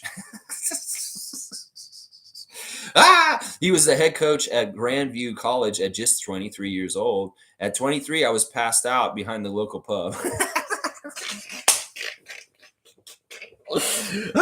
You know what? I don't give Sixers fans dunks, but we're going to give professional a dunk for self-deprecation. That was pretty good. You were passed out behind the pub. Oh my gosh. Maybe TMI, but it's all right. I haven't been this happy about a coach since Larry Brown. Wow. So like 20 years ago, Larry Brown coaching that Allen Iverson-led Sixers team. Well, in some ways, there are parallels there. Sure. They're very high esteemed coaches. Now, what if I told you this? Nick Nurse was not born to be a coach. Nick Nurse was born one of the younger children in a family with many, many children in a poor family in Iowa. He had to scrap for every single thing that he got. This is part of why he's so competitive, is because when he was a kid, he didn't get to eat unless he got in there and mixed it up with his brothers and sisters to get that chow. Seriously, he didn't get no toys because they had no money. And they were basically like, here, 8 kids, here's a toy. And they had to fight over it. So this is part of why Nick is the way he is because as a child, he had to compete with his siblings to get food and anything among them. Seriously, it was like that. That's part of the reason why he's selfish and he's crazy, is because of this conditioning as a child. Well, that's such a great brag. He was a coach at 23. Well, our coach Current coach, the one that's coaching our team up here, Darko Rajakovic, he coached at 16. Yeah, he was a born coach that started coaching at the age of 16. So I believe that's 7 years earlier than 23. So if you want to start flexing, early coach, 16, baby. 16 is the number that Darko started coaching at. So there you go. Yeah, we beat you there. Sorry, 16 is earlier than 23. So there you go. Mike is saying, no problem, Van Hoot. This year we're fine either way with Fred at an AAV, an average of 30 million, and Pirtle at an average of 20. We can adjust first year easy. Next year we could trade a guy or go for a run and keep everyone. I just love the flexibility in keeping our own guys. It's when you make desperate moves like the Brooklyn Nets, the Houston Rockets, the Minnesota Timberwolves. When you make these desperate moves, you hamstring yourself for flexibility and mobility to move side to side on different things that may come across your table that are opportunities. It could be that, Brooklyn would love to do all kinds of crazy shit, but they can't because of their big three experiment in recent years. That's what I'm saying, that in some ways the Raptors have cultivated not only value in their existing players, but because they're not frivolous and trading so often and moving guys, they keep their flexibility to make moves when it really matters, to really capitalize on opportunities that may be absolutely fantastic, like the Kawhi Leonard trade that they made. So that's part of it right there, is that they are moving from a stance that they want to keep as much leeway to be able to move in any direction that they need to at any time. And that means, trading Fred down the road if they have to, trading Jakob if they have to, trading any of these guys if they have to, if the opportunity is right. So that's part of it right there. That's definitely part of it right there. Van Hoot saying, Freak, I agree with you about having too many projects, but from a financial side of things, it's important. Remember, I like Scoot, but was against trading Pascal. I want to build more support around him. I'm totally about building support around Siakam. And I think that he really does feel like a very valued member of the franchise. That's part of the reason why he doesn't want to get traded. We hire his brother as a G League coach. We get his trainer to come and coach with us last year, Rico. We draft a guy from his hometown in Cameroon, and he has a buddy, a younger guy that he can mentor on the download. There's all kinds of signs and things we've done to be nice towards Siakam. We've done stuff like that for OG too. We've done stuff like that for Fred. In fact, I would say Grady Dick and Marquise Noel are things for Fred in some ways. So, we're definitely doing stuff to support these guys and make them feel valued. That's part of the reason why they're staying loyal and they want to be in Toronto. So I'm all about that. I appreciate that we sometimes, what it is, Kenyon, we're saying the same thing. We're on the same page. It's just that we're just slightly off on how we perceive it. And we're actually very much have the same point of view. It's just we're just a little bit like looking at it from a different angle. And that's why it looks like we're not really kind of like agreeing. I think you do agree with me on a lot of stuff. It's just maybe you took me being anti-draft pick as like, okay, I understand. But I think I tried to explain why. But it is important to keep new blood coming into your franchise. I completely agree with that. That you die and wither away if you don't have new players coming in and you can continue to try and develop up.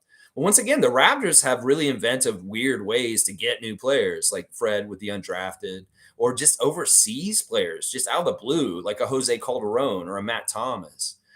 So we have different ways of getting good players that don't necessarily have to do with the draft, which is pretty cool. Let's see. MSJ saying an endless draft pick. Hang on. It jumped. Of course it jumped. Where is it? I hate how it jumps like that. I wish YouTube would fix it. Endless draft pick road to the chip rarely works. OKC is doing okay with it, but look at Denver. They allowed Jokic and Murray to grow together and players along the way and ended with Braun win. And when they got Christian Brun, it was very like, there's a whole piece on this. I forget who did this. I watched somebody who was talking about it. And they're saying that Christian Brun was a very good draft pick for them last year because he was able to contribute this year right away. And he was NBA ready and helpful for them in their championship year. So that's part of what you want to look at too, is like, if you're a team that's close to competing like Denver was this year, you want to get a draft pick that's NBA ready that can kind of help you add right away. And you don't necessarily want a deep project because they needed Brun right away this year. And he came in ready to go. And he did help them. in their quest for the championship this year. Smooth saying Houston is a Cowboys Indians locker room. If Fred VanVleet does go there to babysit them, I wish him luck. Yeah, he's not going to enjoy that. No, he won't. The thing about it is that, like, look, I've said this so many times. You have so many guys that are around the same age. They're looking at each other and they're like, who's going to get the big bag out of each of us? Is it going to be you, Jabari? Is it going to be you, Cam Whitmore? Is it going to be you, Jalen Green? You know, there's going to be a little bit of like that kind of like competition, and they don't necessarily like each other because they all are like right around the same age. I'm telling you, I saw fractures in their team last year, and it wasn't even anything to do with Steven Silas. It had to do with guys on their team are not totally on the same page because in some ways they're competing with each other. You know, that balance between Tatum and Brown in Boston is tenuous. It's not easy to keep. In fact, the media and all kinds of people try and pull them apart all the time. Well, that stuff is going to go like crazy in Houston with, you know, they got one of the Thompson twins. They got Cam Whitmore. They got Jabari Smith. They got Sengun. They got Jalen Green. They've got so many young players and really no direction in some ways. Okay, M.A., he's going to be the direction. Well, good luck hurting those puppies is what I'm going to say on that. So it's going to be very interesting in Houston this year. If he shows up, Fred, oh my gosh, he's not going to enjoy that. He won't like being in Houston. I think it's already been rumors saying that Fred's not really thrilled about Houston being the team that will overspend for him. He'd much rather another team overspend for him like Chicago or Orlando.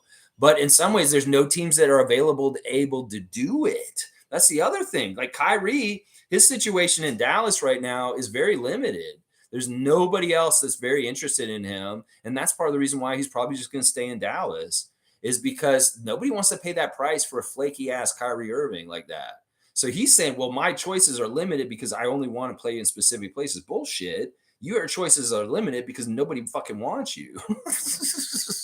That's what it is. Seriously. Oh my gosh. Nameless is saying, and you don't have the time and energy to develop 4 draft picks simultaneously. I know. It's like you don't make these guys feel special. I feel so bad for Cason Wallace. In some ways, I feel so bad for him that he went to Oklahoma City.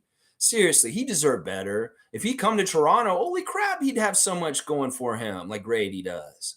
But no, he's going to the Thunder. And he's going to be in this whole pile of a bunch of young kids. And it's the same situation as in Houston. Seriously, it's the same shit. Let's see. Nameless is saying, not without a hell of a lot of losing. There's a ton of losing. Nobody knows how to win on these teams. That may be why Houston wants to pay Fred so much, because he's going to have to go down there and teach these kids how to win. And that's going to be nerve-wracking. He really hates like dealing with immaturity on the Raptors. This with the young guys on our team. He's going to really hate the immaturity on the Houston team. It's kind of like they don't fit. Fred is an old head. Fred has been mature since he was 8 years old. And, you know, it's like he's going to go in and deal with like 20-year-olds that aren't even as mature as Fred was when he was watching cartoons in pajamas. So it's like, you tell me if he's going to have patience to deal with that situation, even at 40 plus million a year. Seriously. Space Cadet saying, I just saw on Twitter that Pensair on a live stream did a Google search and showed all of his recent searches, which include pornography. Someone screenshot it, posted on Twitter.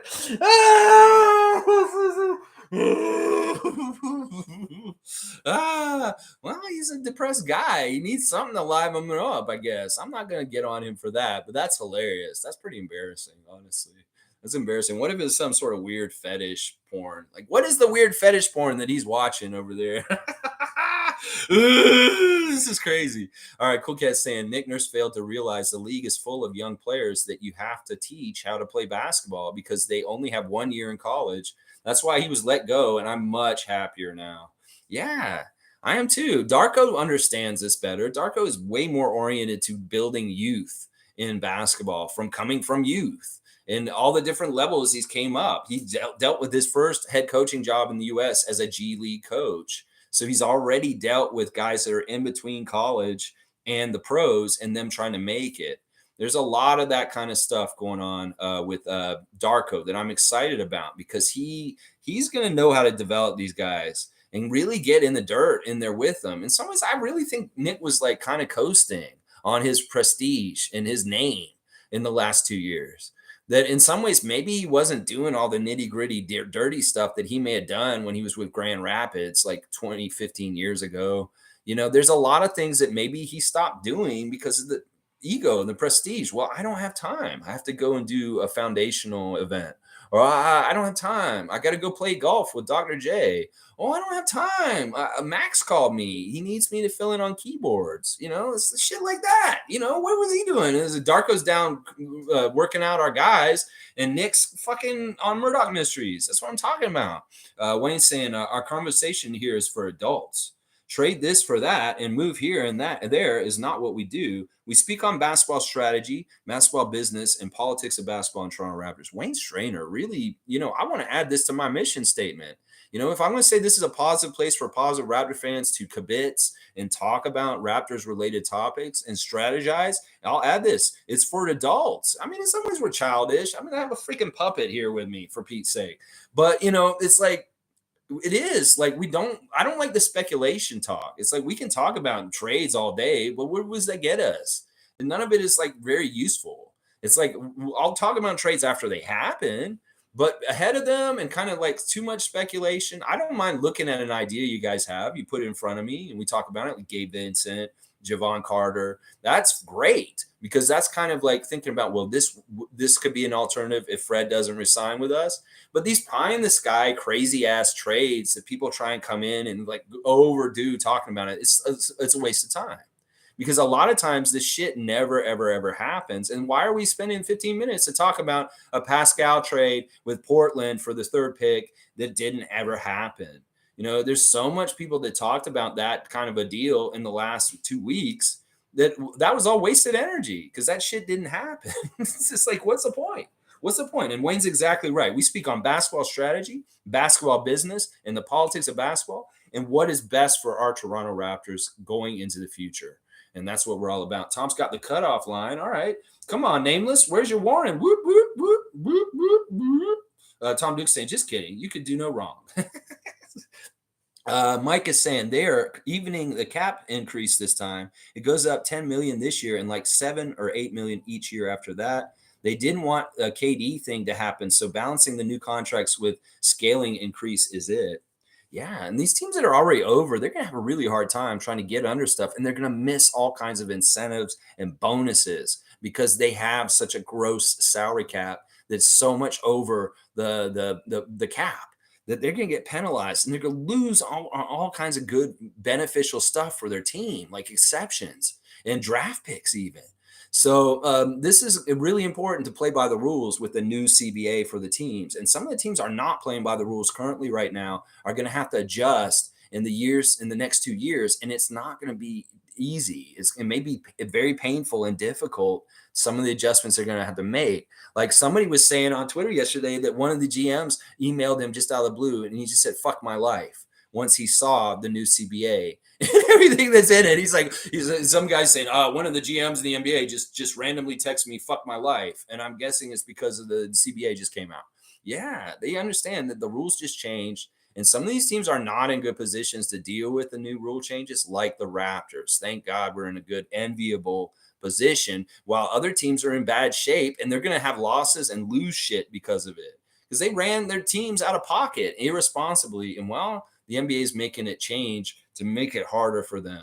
In some ways, people are talking about how the players are going to lose money, and especially the mid-level players, because there's going to be a high-paid players, and then they're going to have to round out with like lower salaries with this new cap. But the thing that people don't realize is that part of the CBA is that the players really like is it's laden with incentives. There's all kinds of new money incentives with the in-season tournament and all kinds of other stuff. Like they're giving a bunch of money to the players to compete at the All-Star game now. That you get paid for winning.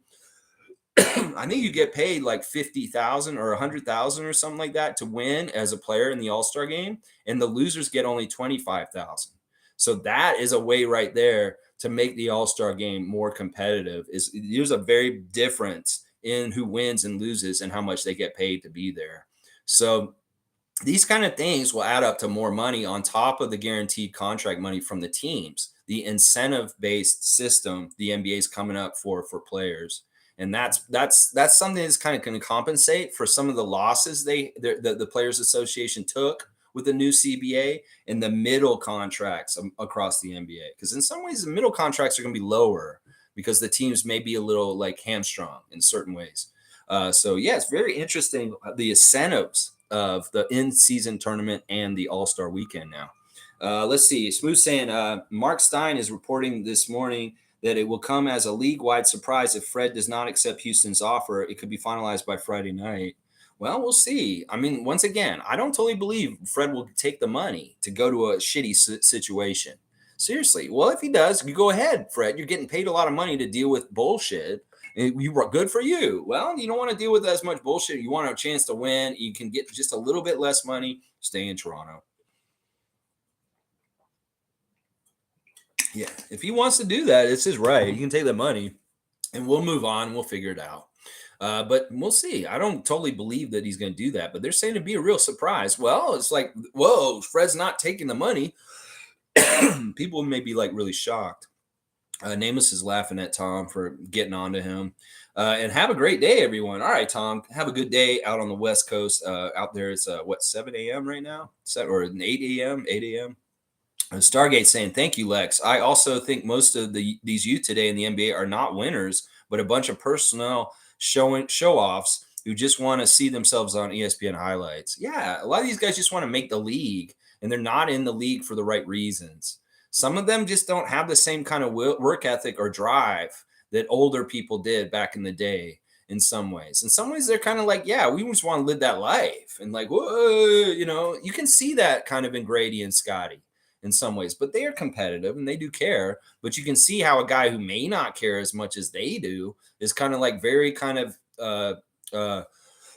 aloof about like winning or doing the right things as a player. It's like, you just pay me. I'll come up to practice. I'll show up for games. Like, what is going on with Zion Williamson? What is going on with Ben Simmons? These guys are getting paid to sit around. I'm just saying, Kawhi. Excuse me, I had something in my throat. I'm trying to get it out there. Nameless is saying, my right hand man, 100%. All right, there's the official chat warning cut off. All right, I like it. Nameless was asleep. Whoop, there it is. All right, haha. Trevor's saying, if Fred VanVleet goes to Houston, it will be a setup for LeBron and his son to be on the Rockets, and Fred will be traded for LeBron's son. See, that's speculation right there. Trevor, you were speculated a few steps in that one. Well, the news in the last day in a mock draft for next year already, they're already mock drafting next year's draft. They're saying that the Atlanta Hawks will draft Bronny. I don't understand where they get this because they don't know what the draft order is going to be next year because they have to play this season and have everybody figure out where they're going to land in the whole standings to figure out the draft. So I don't understand how they can project that the Atlanta Hawks are going to draft Bronny James. That's such a ridiculous, convoluted bullshit. Well, LeBron saw it. He said, I guess the James gang's coming to Atlanta. It's like he posted it. He said, like, Bronny and LeBron in Atlanta. That's so weird. I wouldn't feel good if I was a Lakers fan, knowing that LeBron's son's coming. And he's already said he's leaving the Lakers to go play with Bronny next year, wherever he lands. So you got one more year with him, L.A. And if you draft Bronny, that would be really weird. Then you'll get him back. But otherwise, LeBron's leaving to go play with his son next year. So Lakers, you got one more year of LeBron, it looks like. That's it. Josh is saying the league doesn't want to pay these bums like Ben Simmons and Zion who are not focused on basketball and robbing the league. Yeah, that's probably part of the CBA's new language is to stop these kind of situations. If I was the NBA, I was the NBA owners. And even if I was the Players Association, I'd look at problem players around the league with their different issues, whether it's Kyrie, Kevin Durant, Zion, Ben Simmons, Kawhi Leonard. You look at all their different issues and you try and solve them. Okay, Kawhi. Well, if you want to win any postseason awards, you got to play 65 games this year. Kawhi, what? Huh? Yeah, you ain't getting no awards if you don't play at least 65 games this year. No more load management. That's right. And there may be some rules that have changed in the CBA in particular because of situations like Zion and Ben Simmons and Ja Morant and different people like that. So I'm sure there's a lot of stuff in there for these kind of issues. Guys just sitting and collecting money and not playing or doing anything. Space Cadet saying league-wide sources don't really do it for me. Houston can offer more money, but if Toronto can provide more years, they would have the advantage. Let's see what happens. Yeah, that's the other thing. Greg and Mike say we front load Fred's contract. Maybe we pay him like 45 million this year, but it still averages 30 million over the whole length of the contract. That could be part of it. It looks like it's a really big number on the first year because it's front loaded, and then it tapers off as time goes. And as Mike has described on his channel, that's a very attractive trade asset in the future.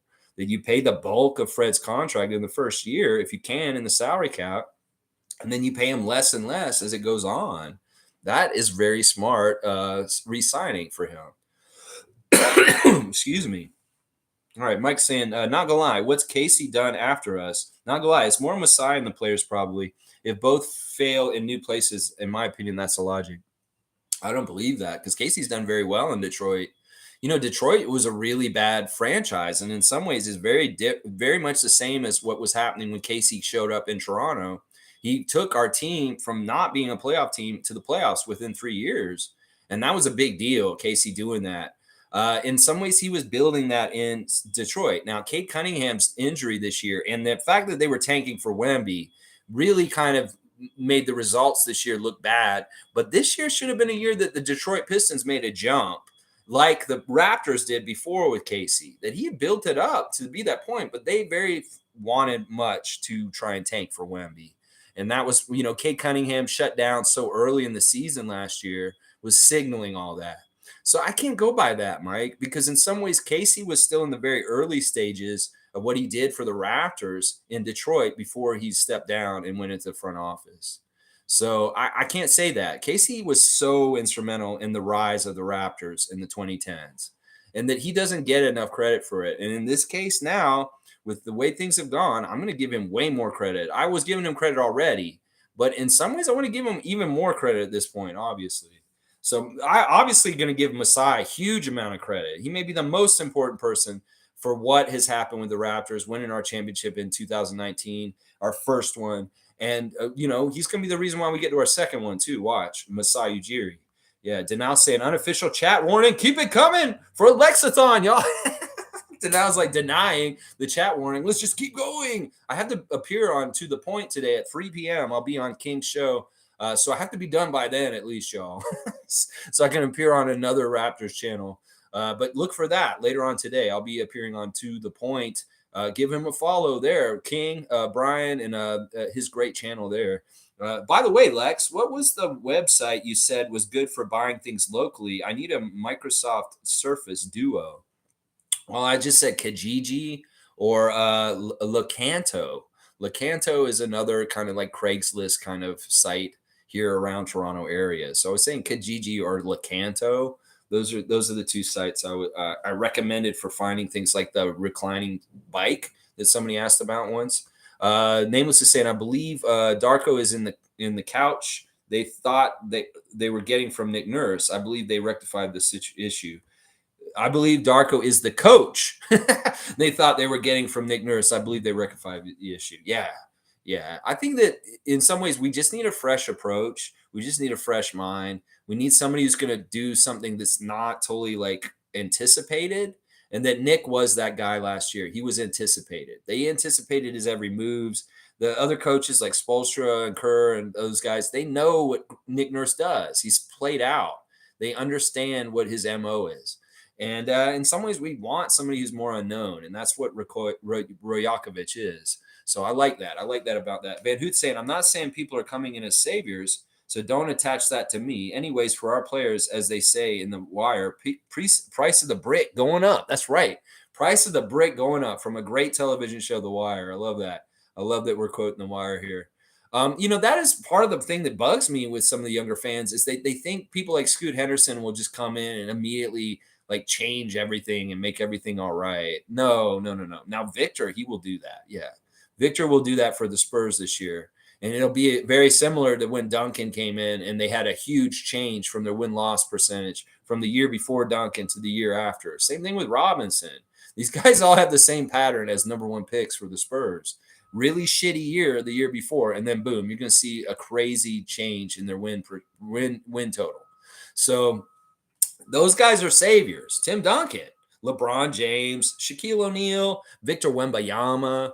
But there's not very many of these kind of guys that come out in the draft, and not every year. They're like every 5 years or so.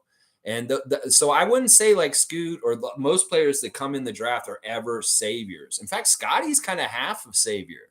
He's not really a savior, but he's could be a savior in the long run. We have to develop him into being that superstar savior over time. But he's not instantly that savior like Victor is going to be. So Wayne's saying Raptors playing against two of our former coaches this season, Bucks and Sixers. Fred understands business and makes no sense leaving the Raptors. Raptors are on an upward trajectory. Yeah, I believe that. I really do believe that. Our franchise just won't have it any other way.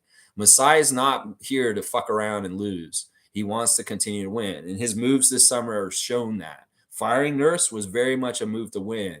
Hiring DARKO, very much a move to win. Getting Grady, very much a move to win. Having Gary opt in and stick around, that is very much a move to win.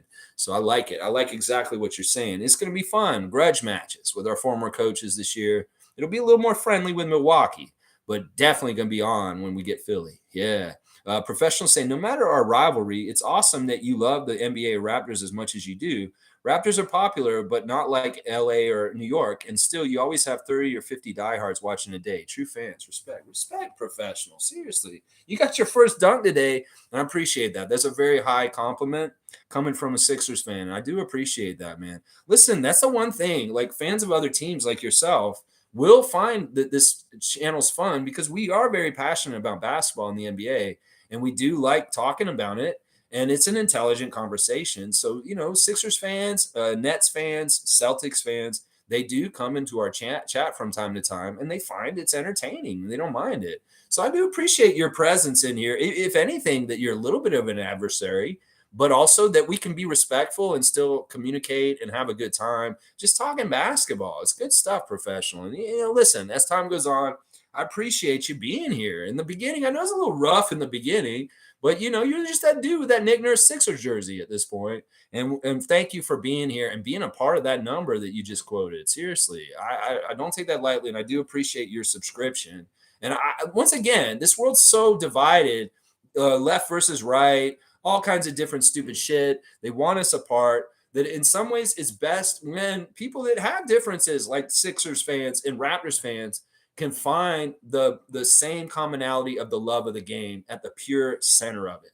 And that's something that I so much enjoy sharing with Boston, Philadelphia, Brooklyn, Milwaukee, Charlotte, all the fans across the NBA.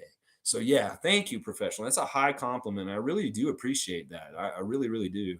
Mike's saying off-court money could factor in how he looks at the total bag.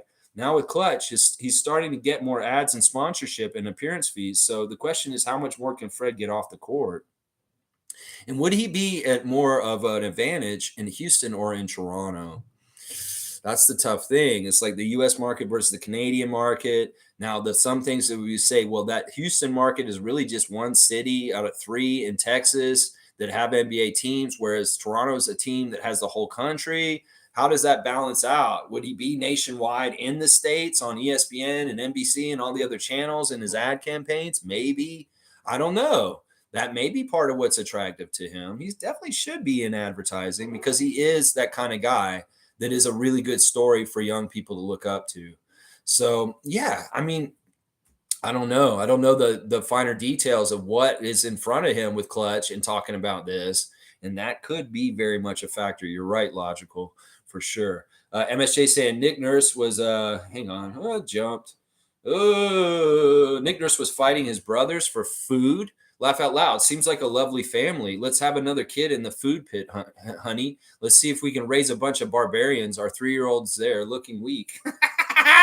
Holy crap, MSJ. I'm giving you a dunk because in some ways you're out of pocket, but it's so nasty and dirty, but it's kind of maybe realistic. Seriously, he was raised in a very poor family. He's not from a middle class family. He's not from an upper class family. He was raised in a very poor Iowa family in the middle of the heart of America. And they didn't have any. That's how he describes it himself, that he had to fight his own siblings just to eat. Like they got up in the morning and they had the food out there and there wasn't a whole lot of food.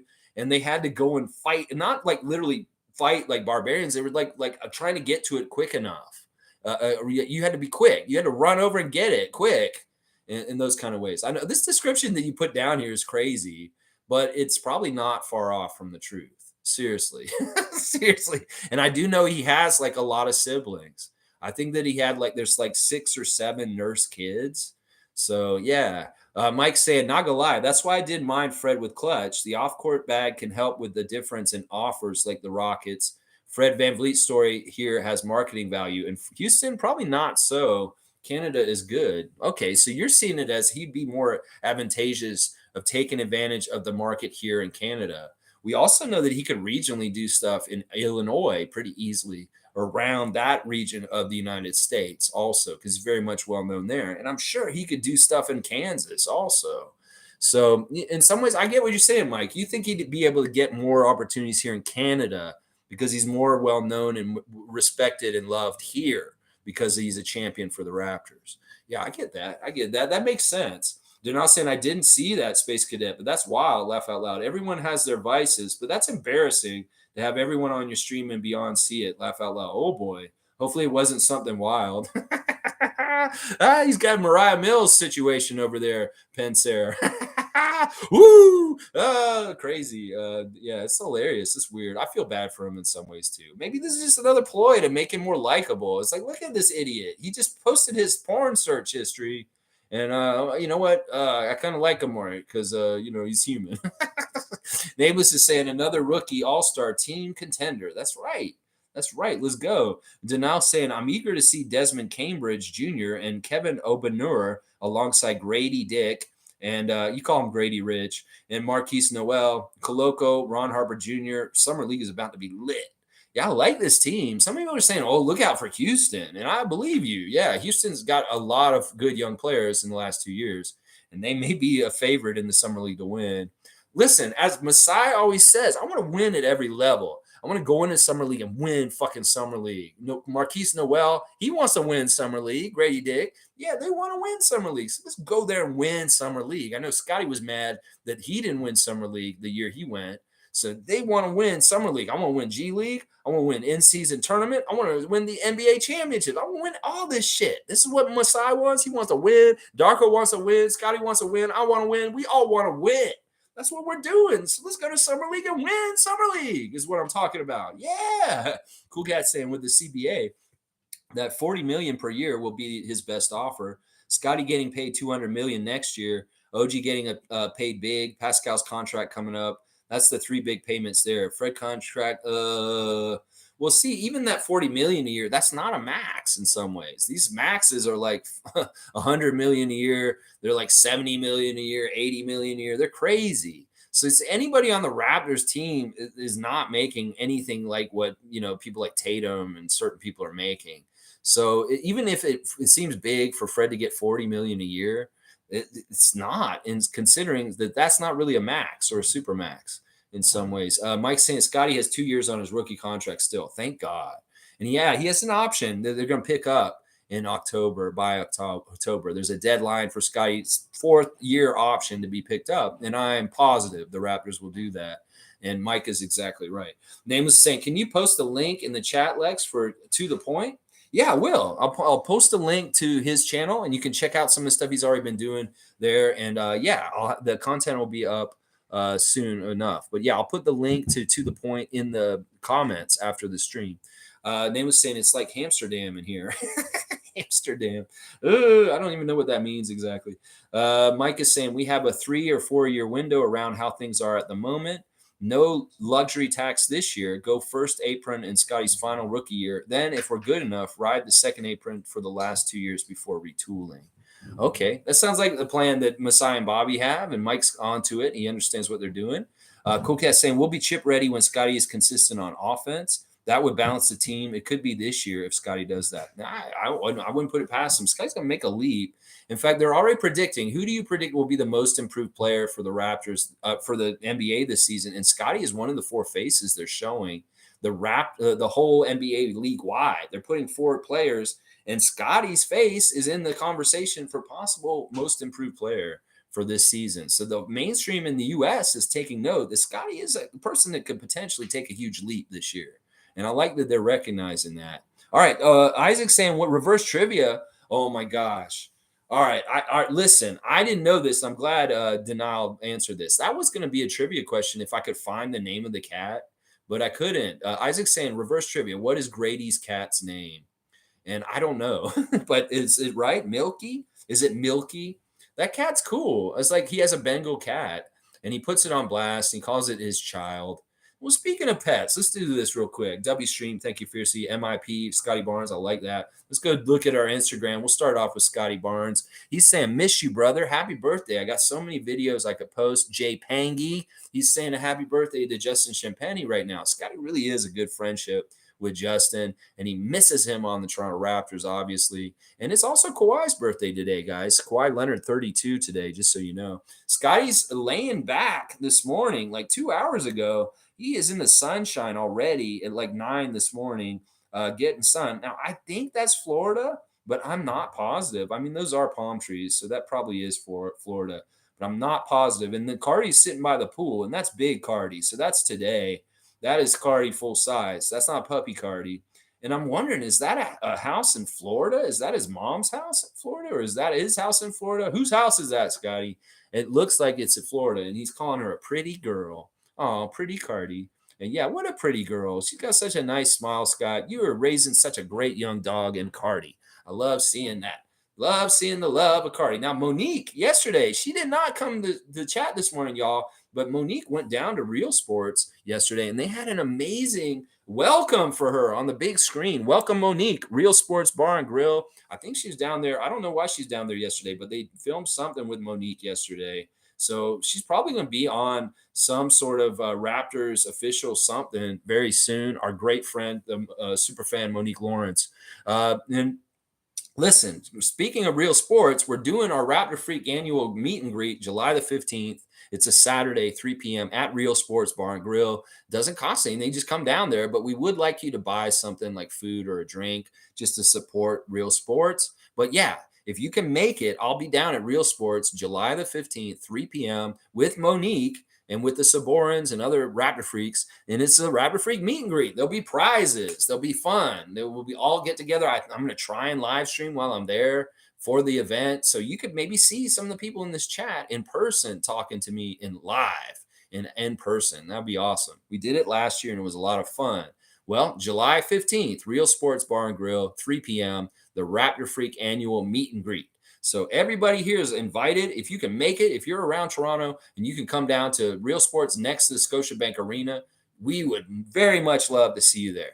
Oh, yeah. All right, let's keep going on the stories on Instagram. Monique is got also saying, did you know Fred VanVleet would slot into the third highest paid point guard based on the cap if offered the $41.5 million by Houston?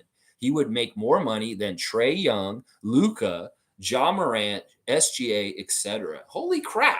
So Houston wants to overpay Fred more than Luka Doncic. You go ahead, Houston. That's your money. You can make your own damn mistakes.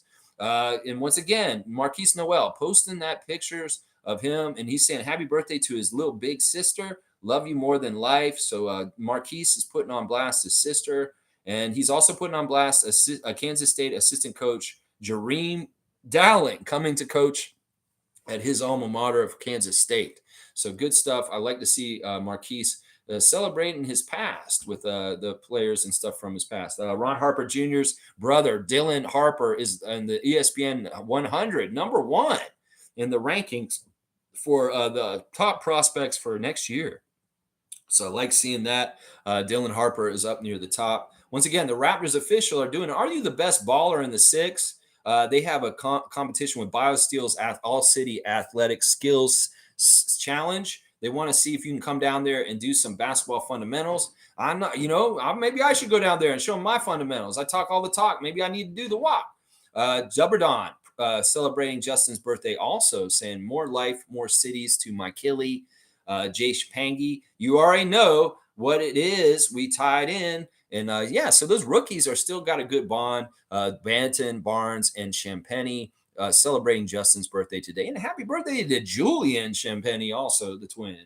So, yeah, I want to see what happens with you, Delano. on the Instagram chat, just checking in real quick. I want to see what happens with you, Delano. I got to find out. I want to hear your name in a tweet today about you being still retained by the Raptors, but we'll see. That may be a little bit of the money right there that's making the wiggle room to be able to do some of the things with Jakob and Fred.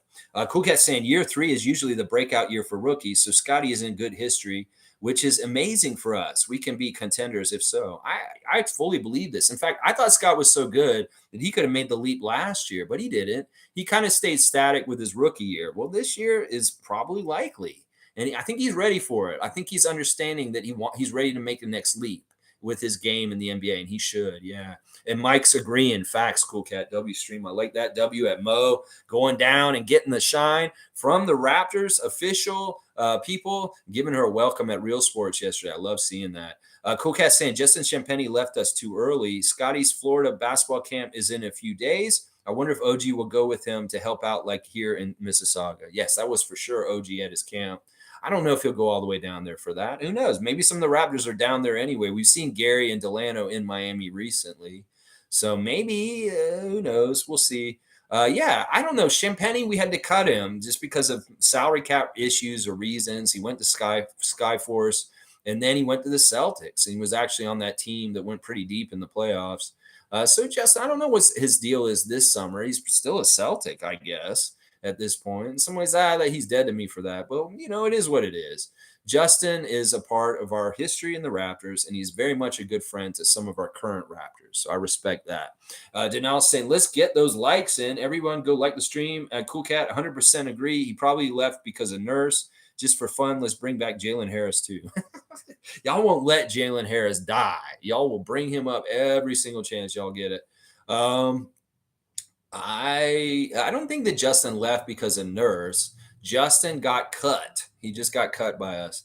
Mike saying, I can agree about Justin and Nick. See, I'm not a Nick stan. Well, in some ways, Nick didn't help Justin by not playing him enough. And in some ways, there's a situation similar to Jeff Doughton and from last year for sure. I can see that with you guys. All right, I'm right at 2 hours. Let me just wrap it up real quick. There's an interesting article on ESPN today about the top picks, top free agency moves, most impactful free agency moves that all teams have made. And they have put Fred as our most impactful free agency move ever. We signed him as an undrafted free agent in 2016. And look what we got from there. The Raptors have made a lot of significant trades over the past decade, acquiring Kyle Lowry, Lou Williams, Serge Ibaka, Marc Gasol, and Kawhi Leonard, but rarely made an impactful free agency signing.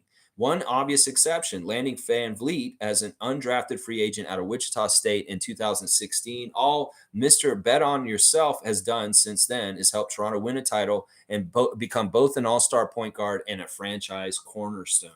And you see that word that ESPN uses there. He is a franchise cornerstone. And people need to respect that in the next couple days. If we pay money to retain him, that's because he is a cornerstone to our franchise. Raptors fans. Just because there's a big part of our nation that disrespects him regularly doesn't mean that the words of ESPN this morning is true. He is a franchise cornerstone. And that's why Houston will probably overpay to try and get him. If they can, they will. All right, y'all. Very much some Summer League content coming up soon. As soon as I get more and more of the names and know the roster, we'll definitely deep dive on that roster and tell you what you can expect from the guys that are coming in. Thanks for being here this morning. Mike saying, I can agree. Oh, yeah, I already read that. Please like, comment, subscribe, and share to Logical Raptors Fanatic and also To The Point and Basketball Rewind and myself and Gubsound Clink and all kinds of great Raptors content, but definitely To The Point. Later on, I'll be appearing on his show later. So I'll put the link in the chat in the comments after this. Thanks for watching, y'all. And stay optimistic, stay enthusiastic, stay positive about the Raptors. There's a lot of uncertainty. There's a lot of people that are already guessing we're going to be bad. Well, they're going to be wrong. So let's be right next year because we know the truth. That these guys are going to be good. Scotty Barnes make a leap in his third year as an NBA player. Yeah, the sky's the limit. And people that really pay attention understand this. And casuals will just look and see, oh, they got rid of Nick and got a guy named DARKO. They're going to suck next year. Well, you go ahead and think that, casuals. Once again, the Raptors will surprise everyone at just how capable and how much they're competing in the scene of the NBA next year. All right, y'all. Thanks for watching. And let's go Raptors. Yeah.